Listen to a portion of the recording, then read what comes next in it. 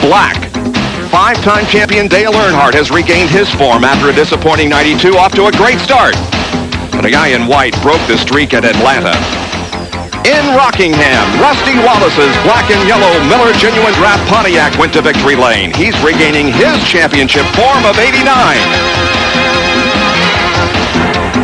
Morgan's getting a little tired of this story. Black and green went to victory lane in Daytona with Dale Jarrett, bringing the Jarrett name into prominence once again in Winston Cup racing. Not another black car in the winner's circle. Yep, Davey Allison came so close to the title in 92, but has picked up where he left off with a win in black and red at Richmond. Davey is sure black is the color to beat this year. Well, Eddie, it's all over now. Knock on wood. No way, Morgan. Black's here to stay. Well, black is back at the Lady in Black, Darlington. Next.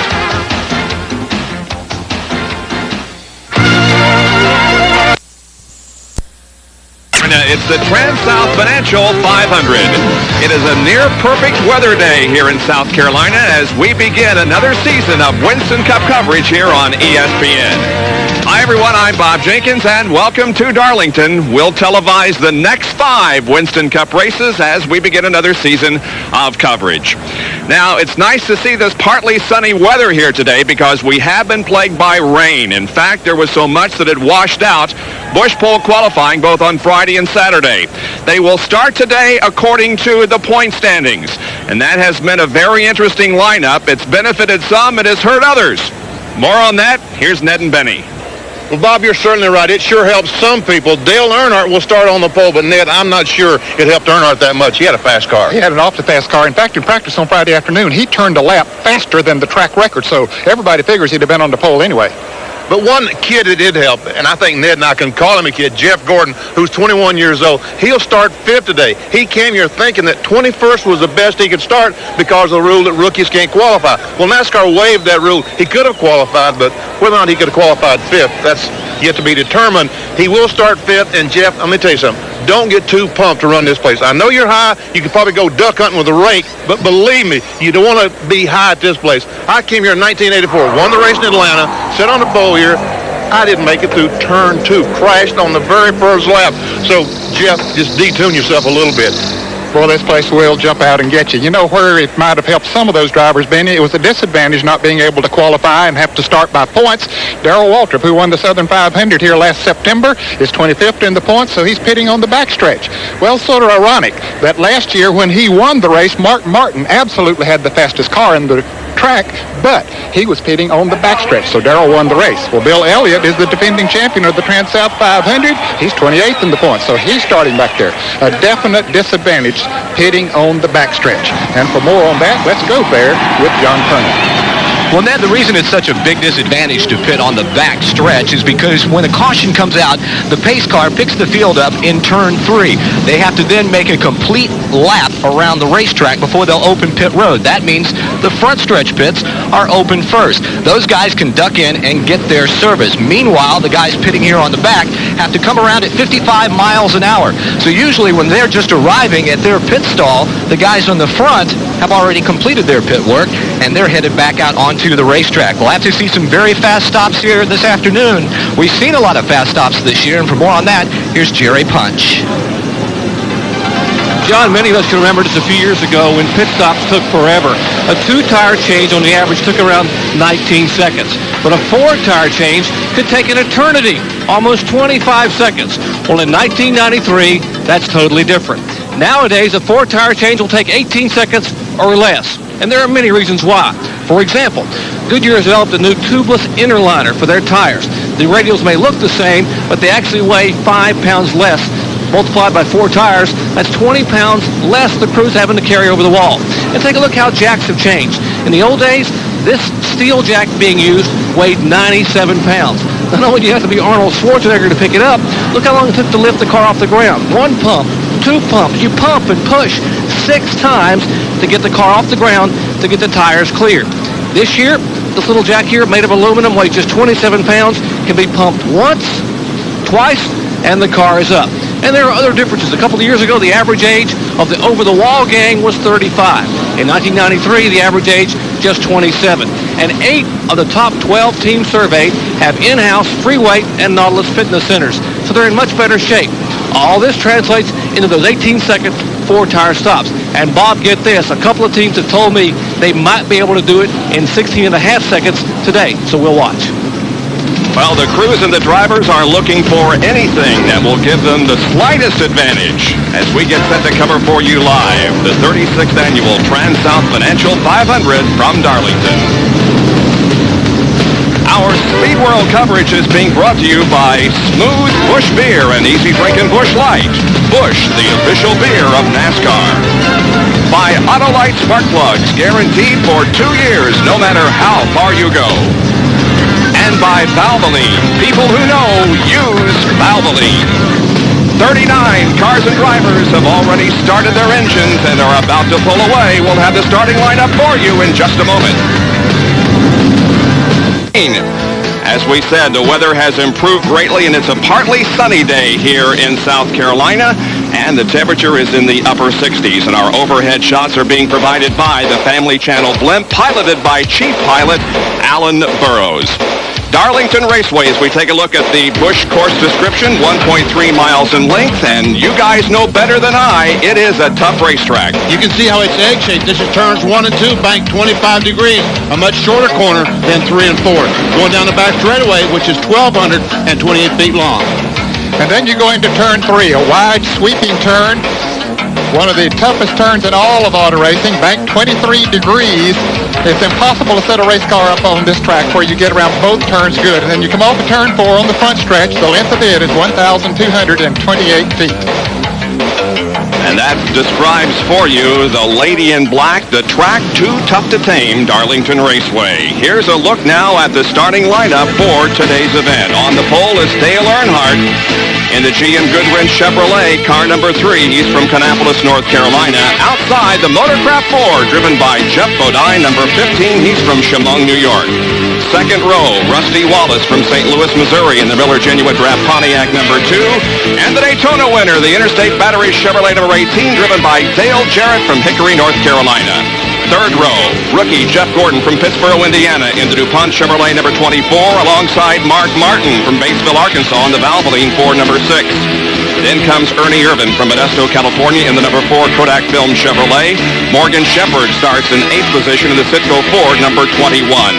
Davey Allison goes 9th. He's from Hueytown, Alabama, drives the Hamilton Ford number 28. Then the 27 car, the McDonald's Ford, driven by Hut Strickland from Calera, Alabama. 11th starting position goes to Jimmy Spencer from Berwick, Pennsylvania, the Meineke Ford number 12. And then the 55 Jasper Engines US Air, car driven by Ted Musgrave from Franklin, Wisconsin. The 13th starting position goes to Ricky Rudd from Chesapeake, Virginia in the Tide Chevrolet number 5. Then the number 7 Hooters Ford, driven by defending Winston Cup champion Alan Kulwicki. Kyle Petty goes next in the Bell Yellow Pontiac car number 42. Then Ken Schrader from Fenton, Missouri in the Kodiak Chevrolet. Terry Labonte will start inside row 9 in the Kellogg Chevrolet number 14. Then Sterling Marlin in the Robustus Ford, car number 8. 19th starting spot goes to Brett Bodine in the Quaker State Ford number 26. And the 20th spot goes to Taylorsville, North Carolina's Harry Gant, number 33, the Skull Bandit Chevrolet. And as we look at the rest of the starting lineup, the cars are still on the racetrack, and we'll go at least one more before getting green. And you see Derek Cope in the 12th row. He will be the last car pitting on the front straightaway. All these other cars will be pitting on the back. See Bobby Hillen, Dick Trickle back there. Bob Shack, relatively new to Winston Cup racing. There are the 39 cars. Norm Benning occupies the lone spot in row number 20. Our in-car cameras today being carried by Rusty Wallace. He's lined up right behind the pole sitter, Dale Earnhardt. And ahead of him on the right is Jeff Bodine. Coming out of turn number 2, going down the backstretch. We also have an in-car camera in Brett Bodine's Quaker State Ford, as he has Terry Labonte right in front of him and Ken Schrader.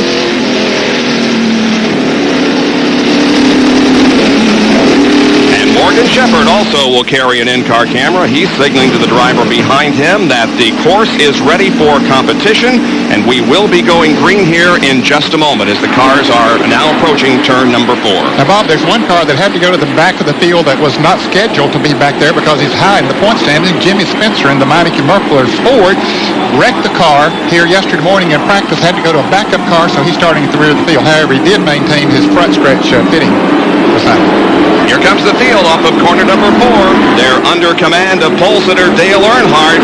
A huge crowd is here. The green flag waves, and we are underway with the TranSouth Financial 500.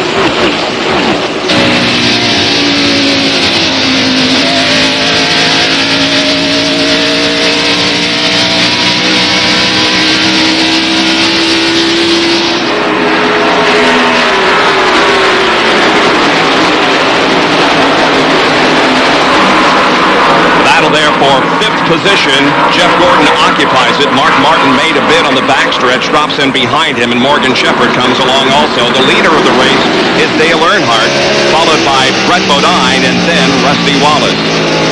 We're looking from inside Morgan Shepherd's car right directly behind Mark Martin as he watches Martin getting underneath Jeff Gordon coming off turn 2, has position down the back straightaway.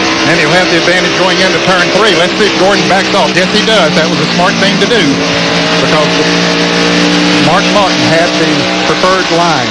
And here comes Morgan Shepherd now to the inside of Jeff Gordon as Jeff battles back on the outside, maintains that position. I tell you what, Jeff Gordon doing some serious racing here at the old lady. And Derek Cope trying to get alongside him. He does get alongside Morgan Shepherd. It's Ernie Irvin in the car number 4 making that pass, both yellow cars. There's the McDonald's car. That's Hut Strickland. And the camera here is mounted right underneath the rear spoiler. So we're looking back on Hut Strickland's car from a camera connected to the car on the rear spoiler. And that's on Morgan Shepherd's car. Ooh, man, oh man, Hut almost hit the wall coming off turn 4 as we look back at it. Almost striped her coming off 4. Mark Martin is on the move. Here's James Hilton making an early pit stop. Looks like some smoke on the right side of that car. Yeah, we can see smoke coming out of the engine. There is Dale Earnhardt, the leader of the race, and Jeff Bodine running second, about 5 car lengths behind. Rusty Wallace is in 3rd spot, followed by Mark Martin and then Dale Jarrett. Mark Martin has moved from his 6th starting position up to 4th now. He was really fast in practice here yesterday afternoon. And of course, he was very fast, as we mentioned in the Open, in the Southern 500 here last year. Let's further explain this qualifying thing. The rule was that if you are a rookie, you cannot participate in first day qualifying. I said qualified, right? First day, yes. And they changed the rule to read you have to be a track rookie. You must never have competed here before. And let's face it, Jeff Gordon, Bobby Labonte, and Kenny Wallace, they're not rookies at this racetrack. They've got plenty of experience here. And one thing that Jeff Gordon talked about was exactly what you talked about, Benny, and how he's going to have to maintain his cool. He's, of course, he grew up in short track racing. And here is a battle for 3rd position as Mark Martin has drawn alongside of Rusty Wallace down the backstretch and takes over 3rd position. Last fall at the Mountain Dew Southern 500, his 6th car was a class of the field, and it looks like he hasn't lost too much over there. No, he hasn't been. I expect he has the same setup under that Babylon Ford, and he is on the move.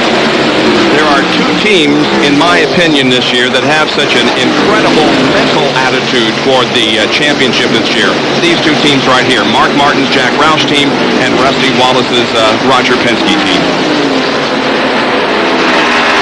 They are pumped up. There is no doubt about it. Have good fast race cars, good drivers, and good crews. First 2, however, have separated themselves quite a bit from Martin and Rusty. First 2, of course, are Earnhardt and Bodine. As a result of the rain we had here over the weekend, the drivers didn't get quite as much practice as they normally would. They did get a practice yesterday after the Mark III Vans 200 Busch Grand National race, but it was not as long as normal because it got dark. And it rained overnight, and so they're dealing with a completely green racetrack as they take the green flag today. And I tell you what, all the fellas you talked to in the pit area thought the 3 car was just going to blast away. They said Earnhardt is flying, but yet I'm impressed with Jeff Bodine. He's hanging around that back bumper. Bud Moore's cars always run well here. Bud owns the car number 15, the Motorcraft Ford of Jeff Bodine, and he's about to make a pass. Look at that. Right alongside Earnhardt. They're side by side, and they touch. Ooh. Sideways, both of them. Coming up, and they touch again. Down the backstretch. Train trading here in the early going of this race. Boy, now Earnhardt stayed after every driver we've seen with somebody on the inside and backed off going into turn 3. Earnhardt didn't back off. He just stayed right out there. And they're still side by side. Now Jeff backs off a little bit and falls in behind Dale. All that has allowed Mark Martin to close in very closely in third spot. Man, oh man, watch as they come off the second corner. They go up, touch. Both the cars get sideways. They straighten out. Now they go back and touch again. And now here goes Mark Martin trying to take over second from Jeff, and he does. Yeah, he has the fastest car, I believe. He ran them down from back in his 6th starting position all the way up to second now. Man, we are only 10 laps into this race and have seen some great battling on the racetrack and bumping and banging already. We'll take a break and be back with more live coverage from Darlington. In South Carolina for the TranSouth Financial 500. There is first Dale Earnhardt and second Mark Martin. Third is Jeff Bodine. Fourth is Jeff Gordon, and fifth is Rusty Wallace. Good battle up front here as Martin has closed in on Earnhardt. Here's a good battle between Hut Strickland in 27 and Alan Kowicki in number 7. That would be for the 12th position. Hut Strickland has been running higher than most everyone around the racetrack. Up in 1 and 2, 3 and 4 there, back to the lead. Earnhardt and Mark Martin. And we can see on the 3 on the side of the Goodwrench Chevrolet where he and Jeff Bodine made some contact at this very spot just a few laps ago. Mark Martin has not won on this racetrack, but he has finished in the top 5 in the last 4 TranSouth Financial 500s. As a matter of fact, Earnhardt was the only starter in the top 10 who had won at this racetrack. And Mark trying to get alongside Earnhardt down the front straightaway as we look from the blimp. Well, Earnhardt has already started using the high line around there, so that leaves Martin some room down on the inside, Benny, but he can't get the traction off of turn 2 to make the run. Harry Gant is coming in, apparently black flag. Yeah, he was given the black flag, Bob. I think he might have an oil leak or something. They're going under the hood of the Skoal Bandit Chevrolet. How about it, Jerry? You're exactly right, and that's exactly what happened. The car began to smoke about 5 laps ago, and Gant complained the car was getting loose. They may have an oil leak, as we have a lead change up front, actually a side-by-side battle up there, as Earnhardt holds off Mark Martin in a good battle up front, while we're watching Harry Gant in the pit with the hood up, and they are beneath the hood. Apparently an oil leak, a black flag Gant to bring him down pit road, but still a great battle back up front. Tough luck for Harry Gant as he sits on pit road and watches everybody else battle for position on the track. Earnhardt with now about a 2.5 length advantage on Mark Martin, but Martin closes up once again down the front stretch. These guys are racing, Ned. Man, yes, they are. Very, very racing. Here goes Martin again on the inside of Earnhardt. He might. No, he can't do it. The Ford just wouldn't get traction as they come off of that turn, folks. That's a sharp turn coming off of there, and when they turn that steering wheel to the left, try to accelerate at the same time, it'll break the back end loose, and it'll spin out from under you, as Ben Parsons well knows. Yeah, you saw a picture of that in 1984. I didn't think we'd ever see that again. I thought you had erased that from all archives. We shouldn't do him that way every time we come to Darlington. That's embedded in the back of my brain. It'll always be there. Once again, Martin's trying it again. But as Ned said, he just can't get that traction on the low side of the racetrack that he needs. You see the wheel mark on the black 3. That's caused by Jeff Bodine's encounter with him earlier. There is Bodine. He continues to run in third. And fourth position now is Jeff Gordon, who is doing a great job in his rookie Winston Cup start here at Darlington. Jerry? And Bob, just a few laps ago, Jeff Gordon got an official introduction to Darlington Raceway. Coming off turn 4, he smacked the wall with the right side of the car. I spoke with Ray Abraham a minute ago. Ray said, well, the car is a little bit tight, so it's hard to turn. A number of drivers complaining of tight race cars being hard to turn. But Gordon now officially has his first Darlington stripe. And we're watching Rusty Wallace as he pipes the wheel on the Miller Pontiac through these turns at Darlington. Coming up on him, not too far behind. He's about 15 or 20 car lengths is Kyle Petty. Kyle Petty is one of the fastest cars on the track. He is definitely moving up through there. There we see him as he comes off the turn 4, sort of running by himself right now, but he has passed a lot of good race cars to get up here in 6th position. Boy, Rusty really saw the wheel there in the second corner a couple of laps ago. It looked like he almost lost it. Well, that just shows you how much the back end will break loose coming off of that turn, and that's what he's having to do, is saw that wheel to try to keep the back end behind it. And there's the Ernie Irving Kodak Film Chevrolet, the one I called the Bojangles Ford a moment ago. They're both yellow, or close to yellow. And the Daytona 500 winner, Dale Jarrett. Ned, have you settled back down after that Daytona 500 win yet? Well, I tell you, when you come to some of these other tracks, you get your feet on the ground pretty quickly. The guy that started 18th is now up to 9th position. That is the number 8 car of Sterling Marlin, who was the pole sitter here last year. A bit for the lead again by Mark Martin. I believe he's going to get him this time. I don't know. Oh, no. I don't know. I mean, Earnhardt is just determined I will not be passed. There they come up on James Hilton and they go by. Harry Gant's back on the racetrack. Lost several laps while they were checking for the oil leak. There you see Harry Gant, by the way, who did come back out onto the racetrack. Our first Autoline field summary. Watch for these every 10 minutes or so to give you an indication of where your favorite driver is running. Earnhardt lost it back in just a little bit off that second corner. Yet it looks like that second corner is treacherous today. All the guys get a little loose. Yes, it does look like it's going to be a tough turn. And as these tires get worn, this track is a little abrasive now. It's been a while since it's been paved, and it does wear the good part off the tires pretty quickly. And as that happens when the tires heat up, I expect we'll see more slipping and sliding off that turn. We saw tire wear yesterday during the Busch Grand National race. John, what's the story in the early laps of this event? Well, Bob, what we're looking at, the tires are really falling off even after 5 laps, 10 laps. You're going to lose a second, maybe even more, as they continue to run green flag laps. Now, we did a little bit of a survey on pit road. Some of the teams said on fuel, they could go as far as 68 laps, but tires giving up so much, we'll see people probably start to pitting between laps 45 and 55. We'll have to wait and see what happens with Dale Earnhardt, the leader. When he pits, we'll see just about everybody else come down pit road. And now to the front stretch pits to Jerry Punch. Well, while you're watching that fierce battle up front between Mark Martin and Dale Earnhardt, we'll tell you that a 4-time winner here at Darlington, Harry Gant, is going to have to call it a day. Gant went back off of pit road, the car began to vibrate, and suddenly the engine let go. They're going to go back to the garage area, but it has been a short afternoon for the Taylorsville, North Carolina driver. And Earnhardt still leads Martin by half a car length. Up. They continue to battle nose to tail and side by side as the last lap was turned at 148.86 miles an hour. Martin, however, has been unable to wrestle that lead away from Earnhardt. 148 miles per hour. If Dale Earnhardt had been able to qualify, his speed would have been around 162, 163 miles per hour.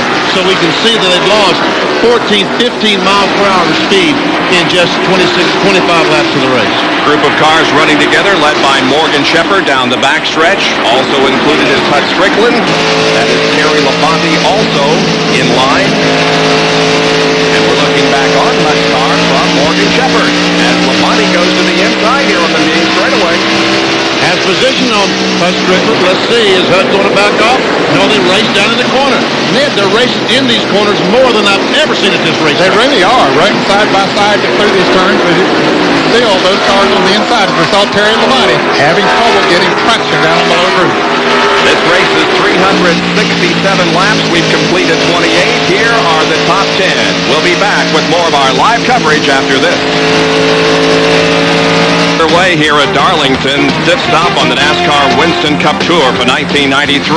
Next Saturday, we'll be at Bristol International Raceway in Tennessee for the Busch Grand National Race, the Budweiser 250. That's at 2 o'clock next Saturday afternoon. And then the next day, more Winston Cup coverage. This time it's the Food City 500 at 1 o'clock Eastern Time, where Alan Kowicki is the defending champion. we sure are getting some beautiful shots from overhead Darlington, brought to you by the Family Channel Blimp. Currently on a 93 Goodwill Tour, making a number of appearances at major sporting events, concerts, and fairs across the country. It's still the same on the racetrack. It is Dale Earnhardt leading Mark Martin, with Mark knocking on the door. We've seen this picture of, 15, 20 times already. Mark Martin trying to get alongside. Dale Earnhardt can't do it. And the 4-car slows, and Dale Jarrett goes around. I think Ernie is having a chassis problem, and his tires might be going away a little bit, because he was about 2.5 seconds ahead of Jarrett in the last 5 laps. Jarrett has run him down, and now has passed him. So Ernie ran strong in the early part of the race in the Kodak Film Chevrolet, but now has dropped back to the 8th position. Dale is in 7th, yeah. And there we see the 8-car Sterling Marlin, Rebestes Ford, in 9th. A little further up the racetrack, Jeff Bodine has 3rd spot, and Jeff Gordon has 4th. And they've been racing for about 8 or 10 laps now, Bob. And one time, Jeff Gordon got up beside of Jeff Bodine, but just could not make the pass. Now there's a Bojangles Ford. Yeah, there he is. There's Jerry Cope. Jeff Bodine, Jeff Gordon go by him. I tell you what, Ned, Jeff Gordon is looking just as well here in Darlington as he has all the rest of the racetrack. He has looked exceptionally well. He has driven the car well. He has a good race car and a good team behind him, and he has responded by driving well. Let's go to the pits and John Kearney. Bobby Hillin is in the pits here on the back stretch. He's experiencing overheating, and as you look at the front wheel, look at all that rubber that's being wiped off. Remember last year we saw a lot of the teams have that same problem, overheating, and then consequently they blew their engines. Crew Chief Doug Williams putting some water into the radiator. It'll also do a 4-tire change. They also take off a piece of tape trying to get more air into the radiator. Also, you saw it went up in a hurry, 2.5, 3 pumps, and Bobby Hillin's crew is working away. Let's look at the front stretch pit and Jerry Punch. And John, over here, at least 2 more teams are complaining that their driver is seeing some temperature rising in the car. An overheating problem possibly with the car number 26 of Brett Bodine, the Quaker State Ford. Also complaining of an overheating problem, the car number 40, that's Kenny Wallace, the Dirt Devil Pontiac. So early on here in Darlington, some problems for some of the young drivers. Guys, you remember the race that I won here in 1965 by 14 laps? I didn't outrun everybody by 14 laps. They had exactly the same problem that they're having here today. A lot of rubber coming off the tires, getting in the grill of the other car, shutting off the air going in there, so they had no cooling. And that's exactly what happened that day. And we had a great shot of the Myers Ford grill and all that rubber back in. There's no way air can get in there to cool the thing off. We talk about how much Winston Cup racing has changed over the years, but I guess not so much, at least here. And you wonder if Mark Martin, how much he might be getting in his grill as close as he has been running to Dale Earnhardt. And maybe, just maybe, that's why Dale Earnhardt is being so hard-headed about being fast. He wants to stay out front and keep that rubber out of his grill. Good point. Mark was so dominant in the early part of the going in yesterday's Grand National race here at the Darlington, but also ran into an overheating problem. He did overheat. They really don't know why. They did not blame it on rubber being in the grill. They just didn't have any water in it, but he did overheat. We mentioned how Ernie Irvin has been losing positions. Jerry, what have you been able to find out? No doubt he has a handling problem. Ernie Irvin said the car just continues to go away, so what he's decided to do, they're going to bring him down pit road. Just a next lap or two, they might have a tire going down. Many drivers realize with the radial tires, you simply can't tell when a tire is going down, as opposed to the old bias ply tire when the car would begin to bounce and vibrate. These cars just handle poorly for a few laps, and suddenly it may even get cut and explode. So rather than take a chance, they're going to bring Ernie Irvin down pit road. And now the Quaker State team has Brett Bodine in the pit for the overheating problem, and we got a change up front at the car number 6. Dale Earnhardt and Mark Martin really battling up front as we wait for Ernie Irvin here in the pit. Bob?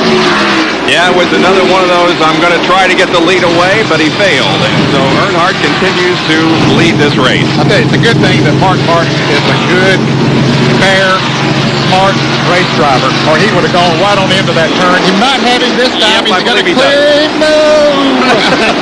It's inches. It's just inches. Earnhardt is still there. He's going to go in. And Mark backs off and lets him go. And that's the kind of guy Mark Martin is. He knew he touched Dale Earnhardt, and backed off the way to get back up there. Jerry Punch, there's the car in front of him.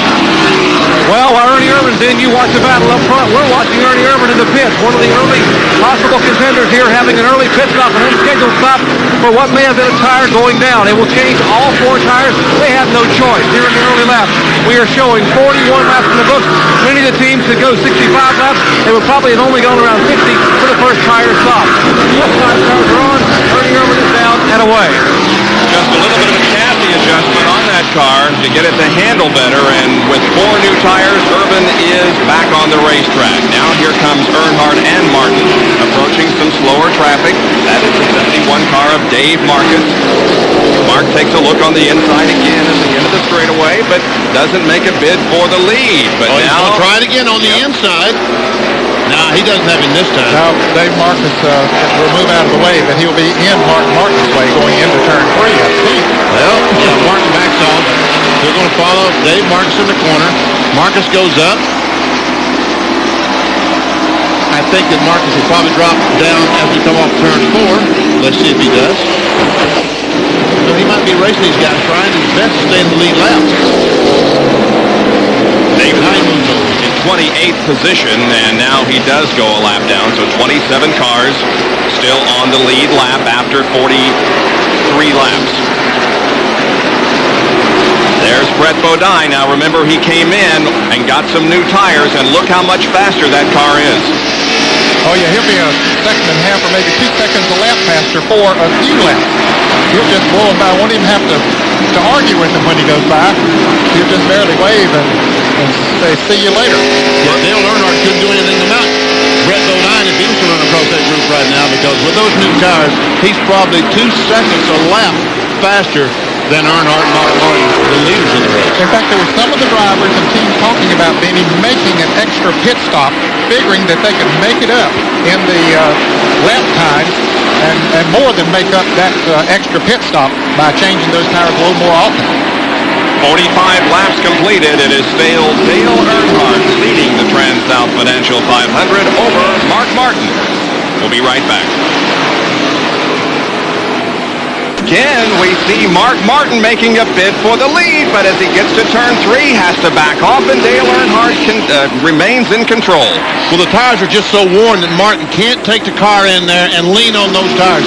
He has to have the complete racetrack once he gets in there. That's why he's backing off. Now, fellas saw that was going on up front. Take a look at what was happening here for 3rd place between Jeff Bodine and Jeff Gordon. They ran up on Rick Wilson and Richard Petty's SDP Pontiac. Bodine had to back off a little bit. Gordon saw the opportunity to run up on the outside and momentarily moves around. In fact, does take over the 3rd position. This is back for 1st and 2nd. Dale Earnhardt, Mark Martin. You'll recall that Mark Martin dominated this race at Atlanta just a week ago. He led 140 laps before the engine gave up. And speaking of engines going up, we do have a problem that's developed on one of the cars. That's Phil Parsons. And now Mark Martin, I believe he's got him this time. Yeah, he does. He cleared him. Earnhardt trying to come in. What he expects Martin to do is go into turn 3 and slide up. And he'll try to get under him. But Earnhardt's planning on pitting here, I guess, before too long. Well, Martin beat him in there fair and square. And here is Sterling Marlin to the inside of Rusty Wallace. The Rusty's car has gone away. Ricky Rudd going to try to get inside. He does. Along comes Terry Labonte.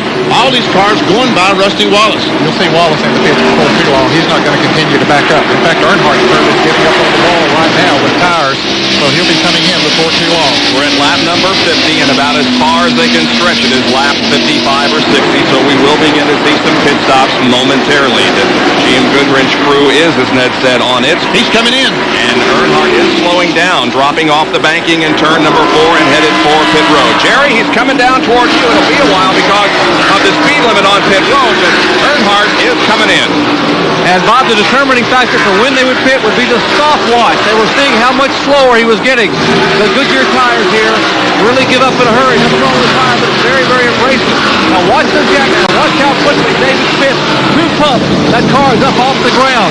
Right side tires already going on. Left side lug nuts are on. Heavy featuring on the left side of the car. Here is David Smith already on the left side with the jack. Remember, this is how these pit stops are done so quickly. 2 left side tires on. Lug nuts are back. And he is down and away. Really good pit stop. 19-second stop for the Goodrich crew. Rusty Wallace also on pit road. As you see, his service is completed. He's rolling again. Knew he wouldn't stay out there long. When those cars all passed him, he said, I got to have some tires on this Pontiac. We're watching from inside Rusty's car as he builds up speed in turn 1. And here is Ken Schrader on pit road along with Davey Allison. Schrader gave up the 10th position, and Allison was running 16th when they came in for their stops. Here's the leader, Mark Martin, coming down. He just can't stand to stay on the racetrack running 2 seconds of a lap slower than Dale Earnhardt's going to run when he gets back out there. He's got to come in and get him some tires. Yeah, if you stay out there 5 more laps, that's 10 seconds. They'd be ahead of you. Steve Meal and the crew goes to work. Jerry, you there? We are here, and they have the right side tires off. Left side lug nuts already loosened. Fueling the car. Now Steve Meal and crew come around on the left side. Jack already under the car. Left rear, left front. Now the catch can man goes across. Down and away. 18.2 seconds. What a pit stop for the Valvoline crew. Now the rookie driver, Jeff Gordon, coming into the pits in the DuPont Chevrolet. He would have taken over the lead. In fact, he might have still led the lap because he came across the start-finish line down Homestead Road. Kyle Petty is in. Jeff Bodine should be the leader of the race now. Let's go back to the pits. Let's watch Ray Evernham and his crew go to work on the DuPont Chevrolet, the Rick Hendrick's own machine of rookie driver Jeff Gordon. Already the right side tires on. We've already been an 18.2 second stop by the Valvoline car, Mark Martin. Another great stop, 20.8. Not a bad stop for a brand new crew. The 15 car of Bodine is in, and Kyle Petty rolls back out. Just ahead of Jeff is Alan Kowicki on pit road. Bodine stayed out there to lead a lap. Dale Jarrett is the leader right now. He has stayed out there to lead a lap as well. We're looking at the time of Bud Moore and the crew now. The average age that Jerry Punch talked about might be a little bit up on this team because you got one guy, Harold Stott, about 50 years old, but he's one of the best in the business. 21 seconds. A little slower than Earnhardt and Mark Martin, but not bad at all. Here is Dale Jarrett on pit road. And by the way, Jeff Bodine's leading of this race means that he's now the only driver to lead every race in the 1993 season. Jerry, Dale Jarrett. Well, a young driver who's been battling pneumonia all week. Early in the week, the question mark was whether he'd be here or not. Of course, you don't tell a race driver anything about not coming to a racetrack. He's taking medication, and he's here in the race car, as he was yesterday. Already the right side tires are on the Interstate Battery Chevrolet. They make a chassis adjustment, trying to loosen the car up. The car was very tight and pushing just a little bit. Now, left side tires on the car, and the Interstate crew, 23.3 seconds, they're down and away. Coming out just ahead of Dale is Sterling Marlin in number 8. Terry Labonte is on pit road in the Kellogg's Cornflakes Lumina. As the crew changes tires on the right side, now comes to the left side. I believe he had just taken over the lead, Terry Labonte, before he came in. A lot of different drivers are going to pick up 5 bonus points by staying out there. In fact, Darrell Waltrip is staying out there now, 21.2 for Terry Labonte in the Kellogg's Chevrolet. Darrell Waltrip, I believe, will be the leader now. Of course, Darrell, the gas mileage team. Of course, gas mileage is not the key here right now. They can still go, Darrell Waltrip, I guarantee you can go another 7 or 8 laps as far as gas is concerned.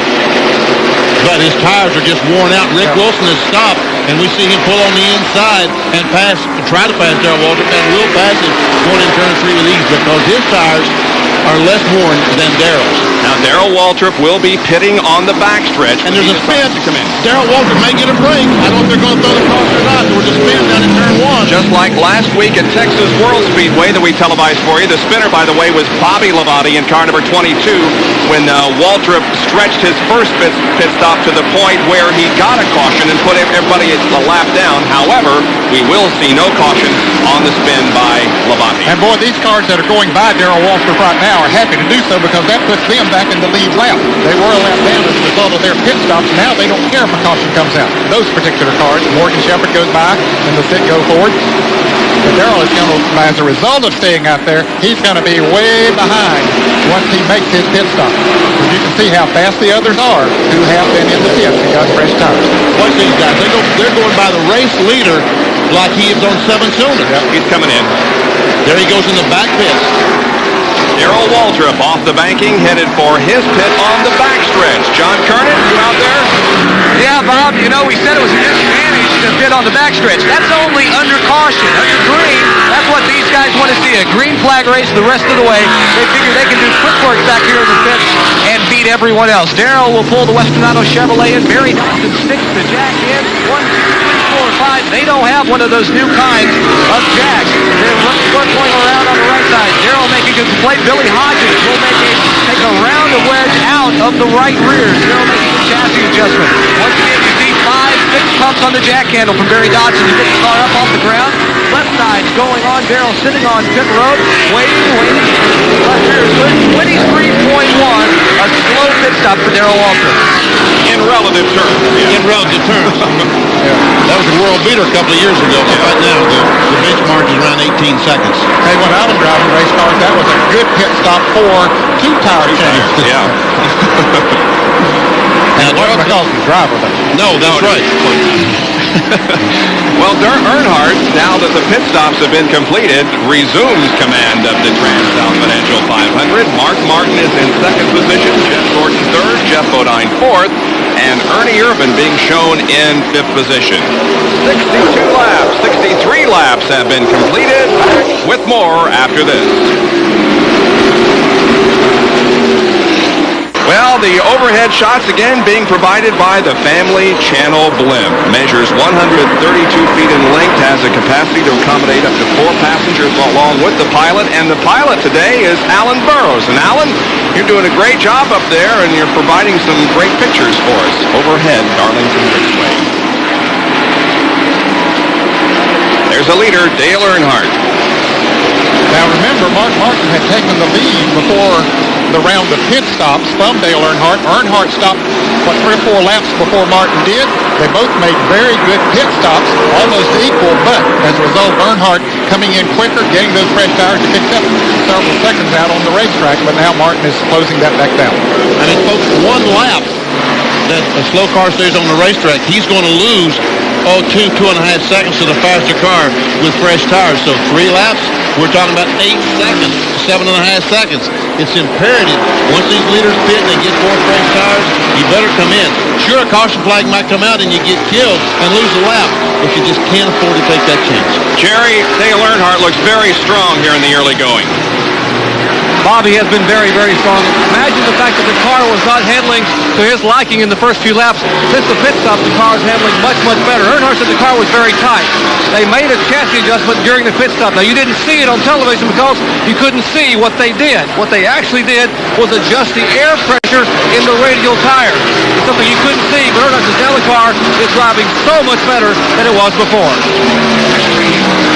Earnhardt putting a lap on Michael Waltrip in car number 30, who is running in 20th position. 19 cars are on the lead lap. Now Mark Martin pulls up behind Michael Waltrip, the Pennzoil Pontiac, trying to get by so he can stay close to Dale Earnhardt. Once again, he just can't come off that second corner on the bottom of the racetrack. He follows Michael down the back straightaway. As he go in turn 3, I guess he will try to get under him as Dale Earnhardt did the last lap. Michael goes up. Mark couldn't do it. Here he comes off turn 4. I think Michael moved up the racetrack a little bit, gave him some room.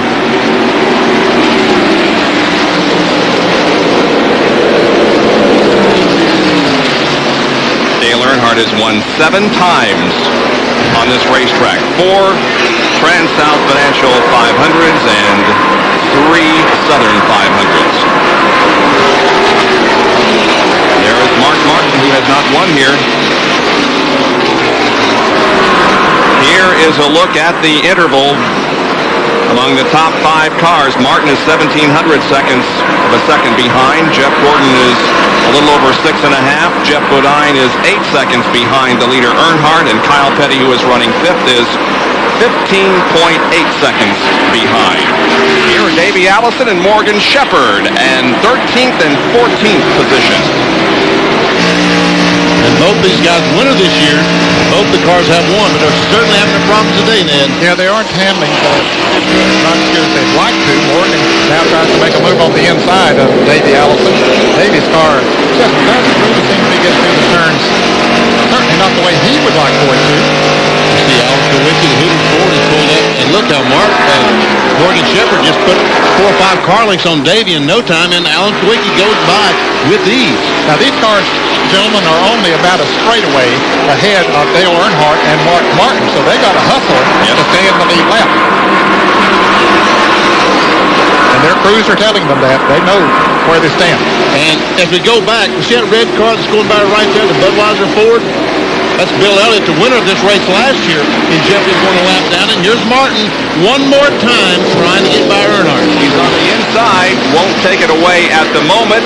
Now let's see if he's able to between turns 1 and 2. Yes, he passes Earnhardt. How about that? Well, those fresher tires let him get that bike down on the inside now that he couldn't get a little bit earlier. He has an awfully fast race car, so he makes the pass and back to the front. Mark Martin has reassumed command of the TranSouth Financial 500. Easy for you to say. Yeah, Earnhardt is back to second.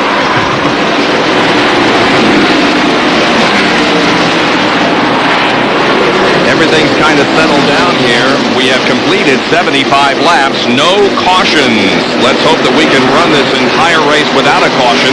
The TranSouth 500, it's never been done. We'll be right back. South Carolina, Bob Higgins, Ned Jarrett, Benny Parsons, John Kernan, and Dr. Jerry Punch. As Mark Martin leads this race, pursued closely by Dale Earnhardt. And Mark Martin has just lapped the 16th place car. The average speed at 147.2, well ahead of the track record because we have not had a caution so far. And I don't know, has his car slowed down and allowed Earnhardt to catch up, or was that because of the traffic? Yeah, he got in some very heavy traffic, and Earnhardt, Martin was sort of blazing the way through, and Earnhardt just followed him right on through there. I don't believe it was because I was slowing down. We'll check and see as they come up on Bill Elliott, as you mentioned earlier before we went to the break, that Elliott won this race last year, but that's the car right in front of Mark Martin, about 10 car lengths, and he'll be a lap down. By the way, his junior was supposed to come this weekend. Have you seen him? Haven't seen him. I talked to Mike Dean, from the Budweiser Ford, and he said Junior was coming on Friday, but the weather was bad. They decided for him to stay at home this weekend. Hopefully we'll see him next week at the Bristol Junior. We're all thinking about you, buddy, and glad to hear that you might be joining us again at the racetrack. Yeah. Boy, are these guys running 2 different grooves or what? Mark Martin's going through the 1 and 2 right on the bottom of the racetrack, and Earnhardt, I mean, he'd go 6 feet wider if it wasn't for the guardrail up there. Boy, he got way up there, didn't he? He sure did. Now look how high is that? Same way in 3 and 4, yeah. And here's Elliott and Rick Wilson right in front of Mark Martin. Elliott is running in serial scoring recycle 17th, so just about to put a lap on him, and the Quaker State Ford, driven by Brett Bodine, is coming in. This is his second pit stop. He came in a little bit earlier than the others on the first time. As a matter of fact, he was in on lap 38, and we're now completing lap 82.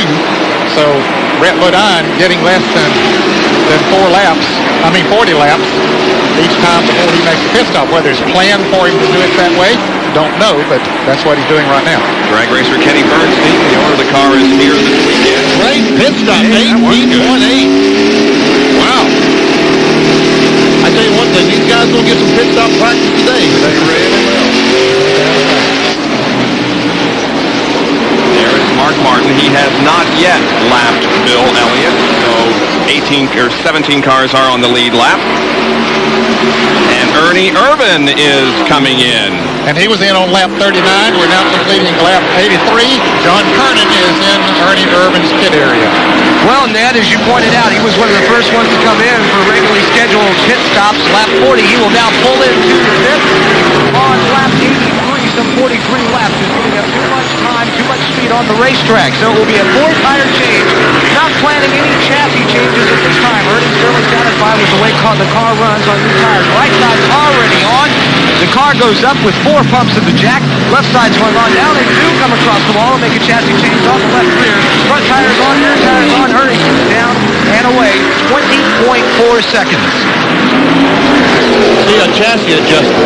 We'll slow the guys down about a second. That's probably a great 4-tire pit stop, but making that chassis adjustment slows them down. There's the leader, Mark Martin. We see Bill Earnhardt staying back there close.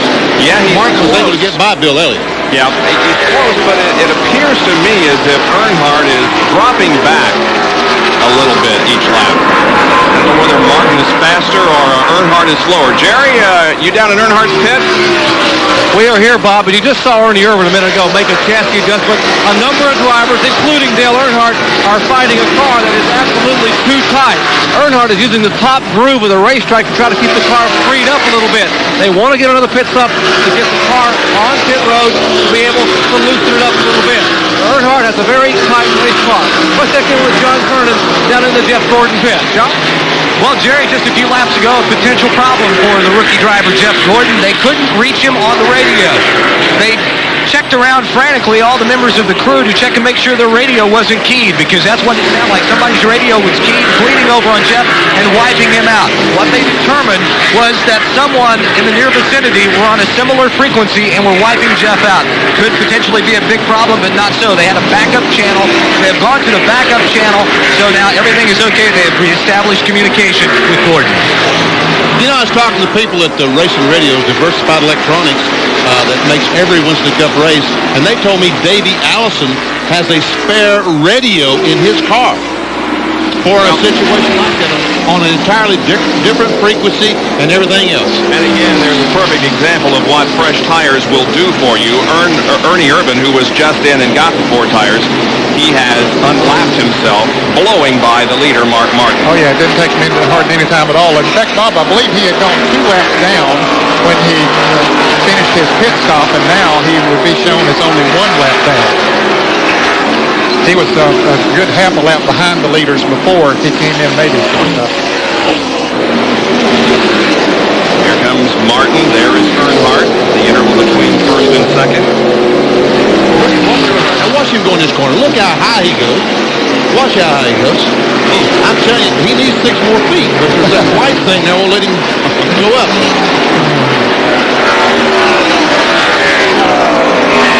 Earnhardt has won 6 of the last 13 races here at Darlington. That's 46%. His last win here was both races in 1990. Let's watch Mark Martin as he goes down in turn 1. That's Earnhardt we're watching now, the black car. Camera will turn, and we'll catch Martin. Watch, he goes in the corner and stays right on the bottom of the racetrack. Well, moves up a little bit off the white line, but Ned, he's basically on the bottom. Yes, he is, and that's an indication that Ford is really handling good, that he can keep it down there. This is from the Family Channel blimp. We see how high Martin goes up in 3 and 4. Earnhardt practically tracks him up there. It's down in 1 and 2 that the lines are so totally different. There they go behind the grandstand. There goes Martin and Earnhardt. Watch he goes up. Now we can see Martin on the inside. Look at well. Did he hit the wall? That time. Yeah, he did. Well, I don't know. He came close if he did. Well, I mean, you can't tell he's up there every time.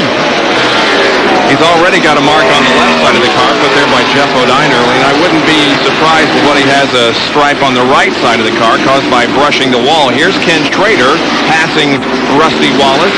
Ricky Rudd is also there. So is Wally Dallenbach and Dale Jarrett. This is from Rusty's car. Go in the corner. Get on the brake.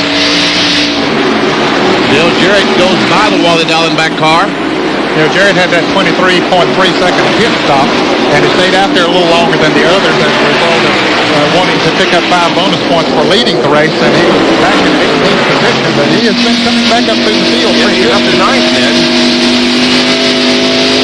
To the top 10. We can see Rudd and Rusty Wallace glued together down the back straightaway. And then Dale Jarrett. 7th, 8th, and 9th here. Rudd is 7th. Here comes Jarrett on the inside of Rusty. and takes that position away. 8th. Wallace back to 9th. Rusty's tires are going away, as we saw it a little bit earlier. When they get worn, he'll be in the pits in the next 10 laps. Mark Martin leads Dale Earnhardt, Jeff Gordon, Jeff Bodine, and Kyle Petty with 93 out of 367 laps complete. Showing that Mark Martin has a .17 second lead over Dale Earnhardt. Jeff Gordon is 6.76 seconds behind. Jeff Bodine is 8 seconds to the rears, and Kyle Petty is 15.8 seconds behind the leader, Mark Martin. Did you just do that? Yeah, how about How come it's almost the same as last time? No, I can't explain that. It's not my fault. You think maybe the race cars running the same speed they were running before, huh? That could explain it. Mark Martin has finished out of the top 10 only once in 1993. At Atlanta, he finished 32nd, but he had a great race before he dropped out. He has a 6th at Daytona, 5th at Rockingham, and a 7th at Richmond. Bill Elliott's going into the pits on the backstretch, and Dale Earnhardt apparently is about ready to come in here on the front stretch. GM Goodwrench crew is positioned right across from us here in the booth, and we noticed that they are gathering up the tools and ready to come on to the pit road as Dale Earnhardt comes down. Jerry Punch is also standing right there. Jerry? Well, Rusty Wallace will also come down pit road momentarily, but Earnhardt's crew, remember, they just pitted on lap 50. That's 40 laps to go, so they're not getting a lot of laps here. The tires are going away as far as lap times are concerned. Right side tires are already going on to Goodrich Chevrolet. Andy Petrie and the crew. One can of fuel in. Now here's David Smith on the left side. Once again, the left rear window will take a roundup wedge out, trying to loosen the car up a little bit. Left front, now left rear, tires are on. The Goodrich car off the jack. 22.9. Rusty Wallace now in his Miller Genuine Draft Pontiac crew, already having put right side tires on that car, putting left side tires on. That Musgrave's car comes down. Rusty pulls out. Musgrave hits the brakes. And Jerry, Jeff Gordon has crashed. Jeff Gordon has crashed, and the yellow flag is coming out. And that's a disadvantage for Dale Earnhardt and Rusty Wallace, who had just made pit stops. I expect we're going to see them a lap down. Everybody else will get to come in and make their pit stops under caution. Well, I don't know what happened to Jeff going in turn one. I have no idea. But we can see we can make some heavy contact, and I'm telling you, this place is unbelievable. He shortened up that car considerably, didn't he? Sure did. Man, he's hit the wall hard. We can see that Jeff is okay. He's driving the car back, and he's about as hot as you can get. Because he had a great run going. Was running third, wasn't he? Yes, he was. Yeah. Pretty far ahead of Jeff Bodine. He was running in the 4th position at that time. Matter of fact, he had moved up to 2nd after Earnhardt had made his pit stop. And there we see him slowly going down pits. And the official said, go take it to the garage area. Yeah. Don't bring it on pit road. So he makes it hard left. And they're going to have to work on the car either behind their pit or by their truck. Meanwhile, the pace car has pulled out onto the racetrack and picked up the field. And now those on the lead lap are able to come in for a stop. And here comes Mark Martin and Jeff Bodine. Others pitting will include Kyle Petty and Dale Jarrett. John Kernan is in Mark Martin's pit, ready for the stop. Mark Martin pulls in. The team will go to work. Jeff Bodine pulls in about 3 pits just down pit road from him. You see him cleaning off the rubber off the front grill. Mark complained of the car being just a little bit too tight, but we just talked with Steve Hill. He doesn't anticipate making any type of chassis adjustment. They say they're going to leave it just like it is. Mark's pretty happy with the race car. Right side's already on. Left side's going on a pretty good pit stop for Mark Martin in progress. Mark will leave pit road 18.9 seconds. Jeff Bodine leaves pit road shortly behind him. And Kyle Petty's coming down pit road. Looks like he's going to come out of the mix in 3rd spot. Ricky Rudd 4th. Bud Strickland is going to be 6th, I guess, right behind Dale Jarrett. I think Jarrett beat him barely. Yeah, I think so too. Jarrett is pitted down toward the exit of the pits, and I think got out ahead of Hutt. We will check in on Jeff Gordon and talk with him and see what happened and see if he might be able to make repairs and get back out there when we return to Darlington, South Carolina. The NASCAR Winston Cup TranSouth Financial 500. Under caution for the first time due to a crash involving Jeff Gordon. Here's Jerry. Well, the 21-year-old rookie sitting in the car, and Jeff, you had a great run running third. What happened out there? You know, I'm just so frustrated right now. I cannot believe Michael Waltrip. I mean, I got new tires. I'm getting ready to make a pit stop. Running third. He's however many laps down. I mean, he knows better. He's been running too long in Winston Cup to know that the difference between the speed of new tires and old tires is great here at Darlington. There's a big difference. And, I mean, I was giving him the inside, and what'd he do? He just drove right into me. How bad is the car hurt, Jeffrey? Oh, I mean, you know, I hit pretty hard. I hit a lot harder than I thought I was going to. You know, all you do is just lock it down. I'm just devastated. I cannot believe he ran into me. I mean, there was just no questions about it. He just drove in there. I'm sure he just drove in too hard and just drove into me. A very frustrated and devastated young man, and his DuPont Chevrolet heavily damaged. The entire rear of the car has been pushed in, shortened by about 4.5 feet. Ray Abraham and the rest of the DuPont crew trying to get the car pushed out, and a young man sitting in the seat. You could hear how upset this 21-year-old rookie actually was, Bob. Yeah, you can hear the hammers and the other tools that are already in motion trying to repair this car to the point of getting it back onto the racetrack. Well, this brings up an interesting subject. How do you build a Winston Cup car? Here's Benny. We call them stock cars, but they aren't really stock cars. They're race cars. And this year, each week, we're going to take you through the step-by-step process of building a race car. We went to Hendrick Motorsports to the race car buildup. This is the parts we're going to start with. We're going to build a chassis. It goes on a surface plate, a plate that's exactly level. First, the side rails will go on. This is square tubing attached together, placed at the height that NASCAR requires the race cars to be. Next, we'll add the front clip. You hear drivers talking about they knocked off a front clip. All they got to do is put the race cars back on, cut this off, and put a new one on. They're placed at the height that each team prefers. Next, the rear clip. And you hear guys, when they back in the wall, all I did was damage a rear clip. They can simply cut this off, weld on a new one. All that does is hold a gas tank and a place to attach the sheet metal. Now we're putting the floor pan on the car. This is basically to keep the heat and the debris out of the race car, to keep the driver clean. Next, the roll cage is prefabricated away from the surface plate. It's now brought over, placed on the frame, and welded on at the position it goes. Now we'll add the firewalls, front and rear, to keep the heat, debris, and fire out of the driver's compartment. Next week, we'll add the sheet metal on this car so it'll start looking more like a race car. And we'll look forward to that at Bristol next week. Meanwhile, the field has just received the green flag. They've raced under green for less than a half a lap. Now, there are the 13th and 14th place cars, Dale Earnhardt and Rusty Wallace. They are 13th and 14th. They're on the lead lap, but the length of the racetrack behind the leader of this event, and that is the number 6 car. Yeah, he's several cars in front of him. And two of them, Rusty Wallace and Dale Earnhardt, are only one lap down. Well, they're not really a lap down. They're in the tail end of the lead lap. Let's also mention that Alan Kowicki stayed out and did not pit on the first lap of the caution. He could have, but he stayed out and led the race, got himself 5 bonus points. He really didn't lose that much because he was back there about 12th to 13th anyway, so he's still there about the 16th lap. That's how you win Winston Cup championships, by getting as many bonus points as possible. And Alan has received his for this race. In fact, he's 11th right now. We're looking at a race leader, Mark Martin, from the back of Brett Bodine's Quaker State Ford. There's some poor telemetry in these cars as they're accelerating down the back straightaway. RPM 8,300, about 175 miles per hour. 168 miles an hour in the corner. Passing the brake as he comes off turn 4 to head down the front straightaway. Once again, you'll watch the package. Should get a little more down the front. We saw 8,400 briefly. Rick Mass got sideways, saved it, almost a crash. Close moment for Rick Mass down in turn number 4. Here is what happened.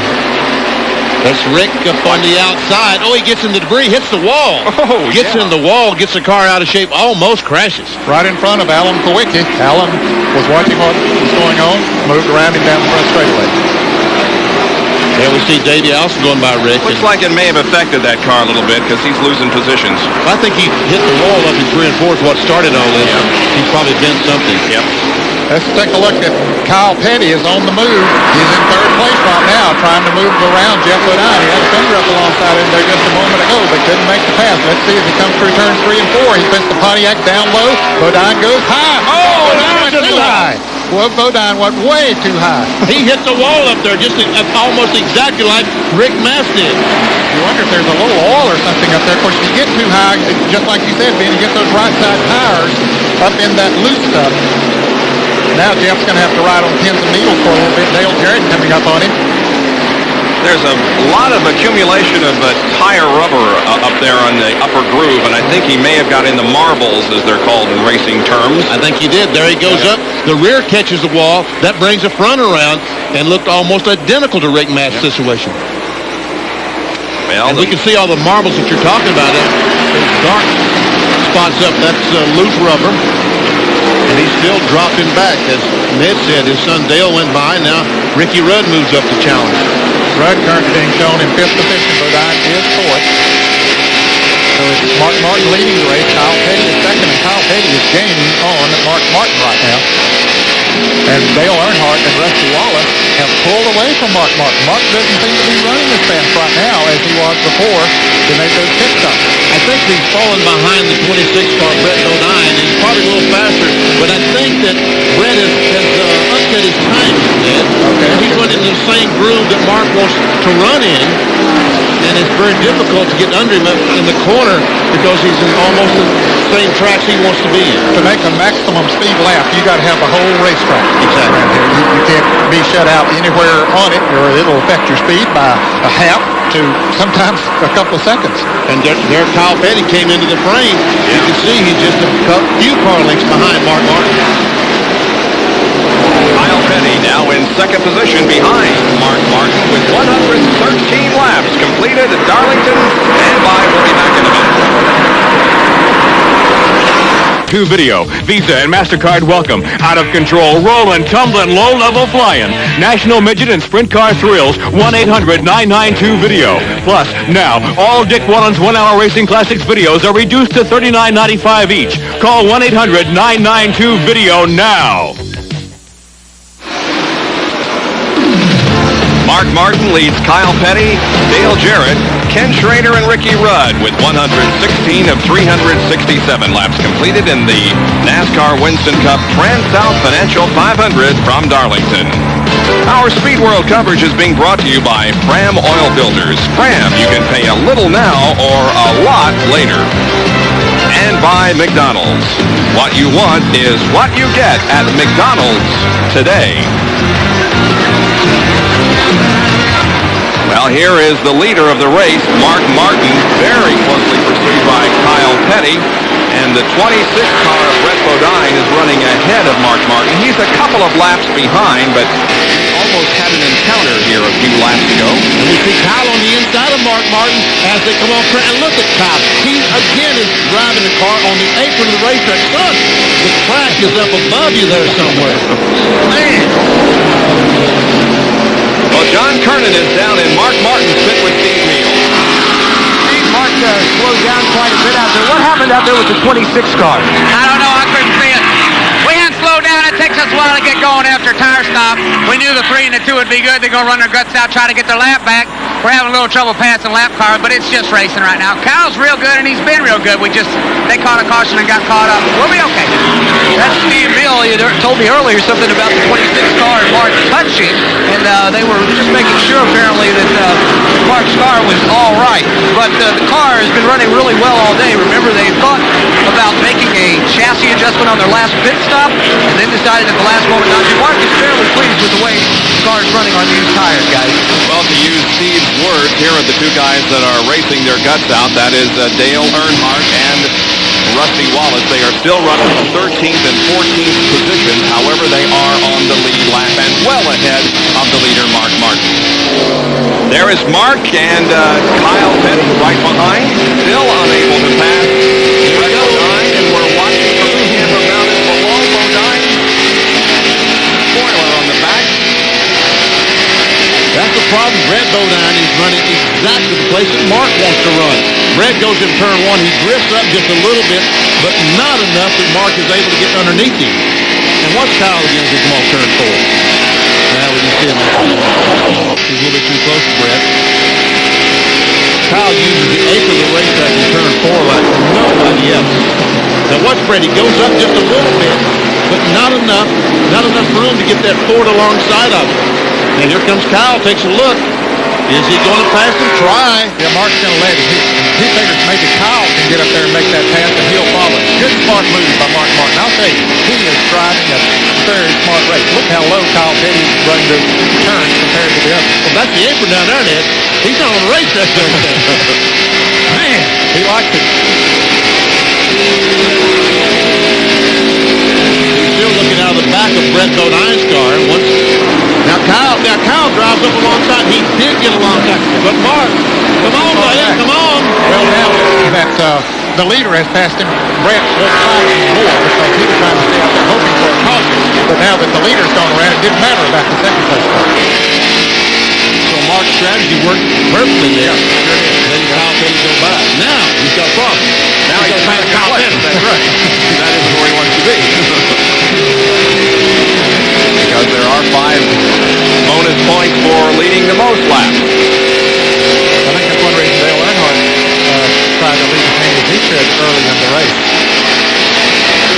We talked about the momentum that Mark Martin has this season. Actually, he has been in the top 10 in his last 15 races dating back to last year.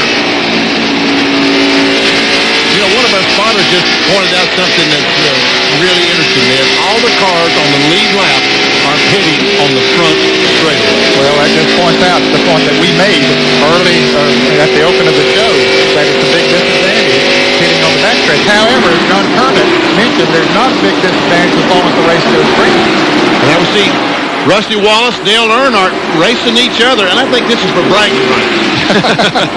It is for position, but I think it's more for bragging. Well, they got to be careful and not use up those tires so much. They see Kyle Petty coming back there, and I'm sure that Rusty wants to get around Earnhardt. He figures he's a little faster right now. He knows Kyle Petty's going to be moving in a hurry. However, he's still got quite a distance back to Kyle, but you can see it there on the screen, but their tires have been going away quicker than some of the others. So, yeah, both these guys have been pitting at exactly the same time in about 50 laps, where Mark Martin, some of the other guys, have been able to run 60 laps.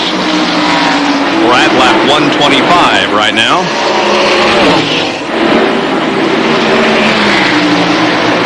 As the race wears on, tire wear will get a little bit better, so Earnhardt and Rusty might be able to stretch those stops from 50 laps to 70 laps, even 75 before the thing is over. And once again, Rusty gets position on Earnhardt down the back straightaway. Will Earnhardt back off, give him the position? No way. Oh, he's making Rusty use up his tires. Running on the inside, you'll use up more tires than you will running a little bit higher. We have seen these two drivers race against each other so many times in the past. Kind of enjoyed, I think. Oh, yeah, they're getting a kick out of it. No doubt about it. But I don't know how smart it is to be racing this hard, using up those tires. Here comes Rusty again. He's going to try him going into turn 3. Rusty, he fooled us. He did back off that time. Made a liar out of you, Rusty go higher, Earnhardt will try to get under him. Earnhardt's car pushing just a little bit too much to be able to turn the car and get under Rusty. Otherwise, he certainly would have tried it.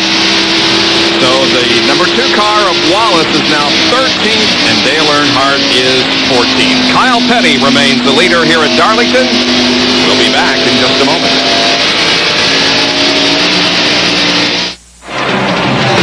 The top 5 after 131 laps: Kyle Petty, Mark Martin, Dale Jarrett, Hut Strickland, and Ricky Rudd. And our thanks again to the Family Channel Blimp for providing the overhead. Now, at midnight tonight Eastern Time, join us for same-day delayed coverage of the Grand Prix of Brazil Formula One race. That event was held earlier today.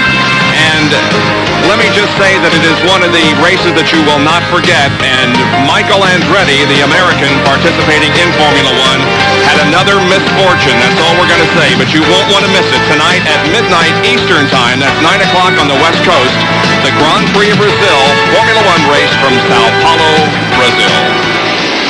And there, once again, is the egg-shaped layout of Darlington, and the Family Channel blimp is lazily hovering overhead. Alan Burrows at the controls up there.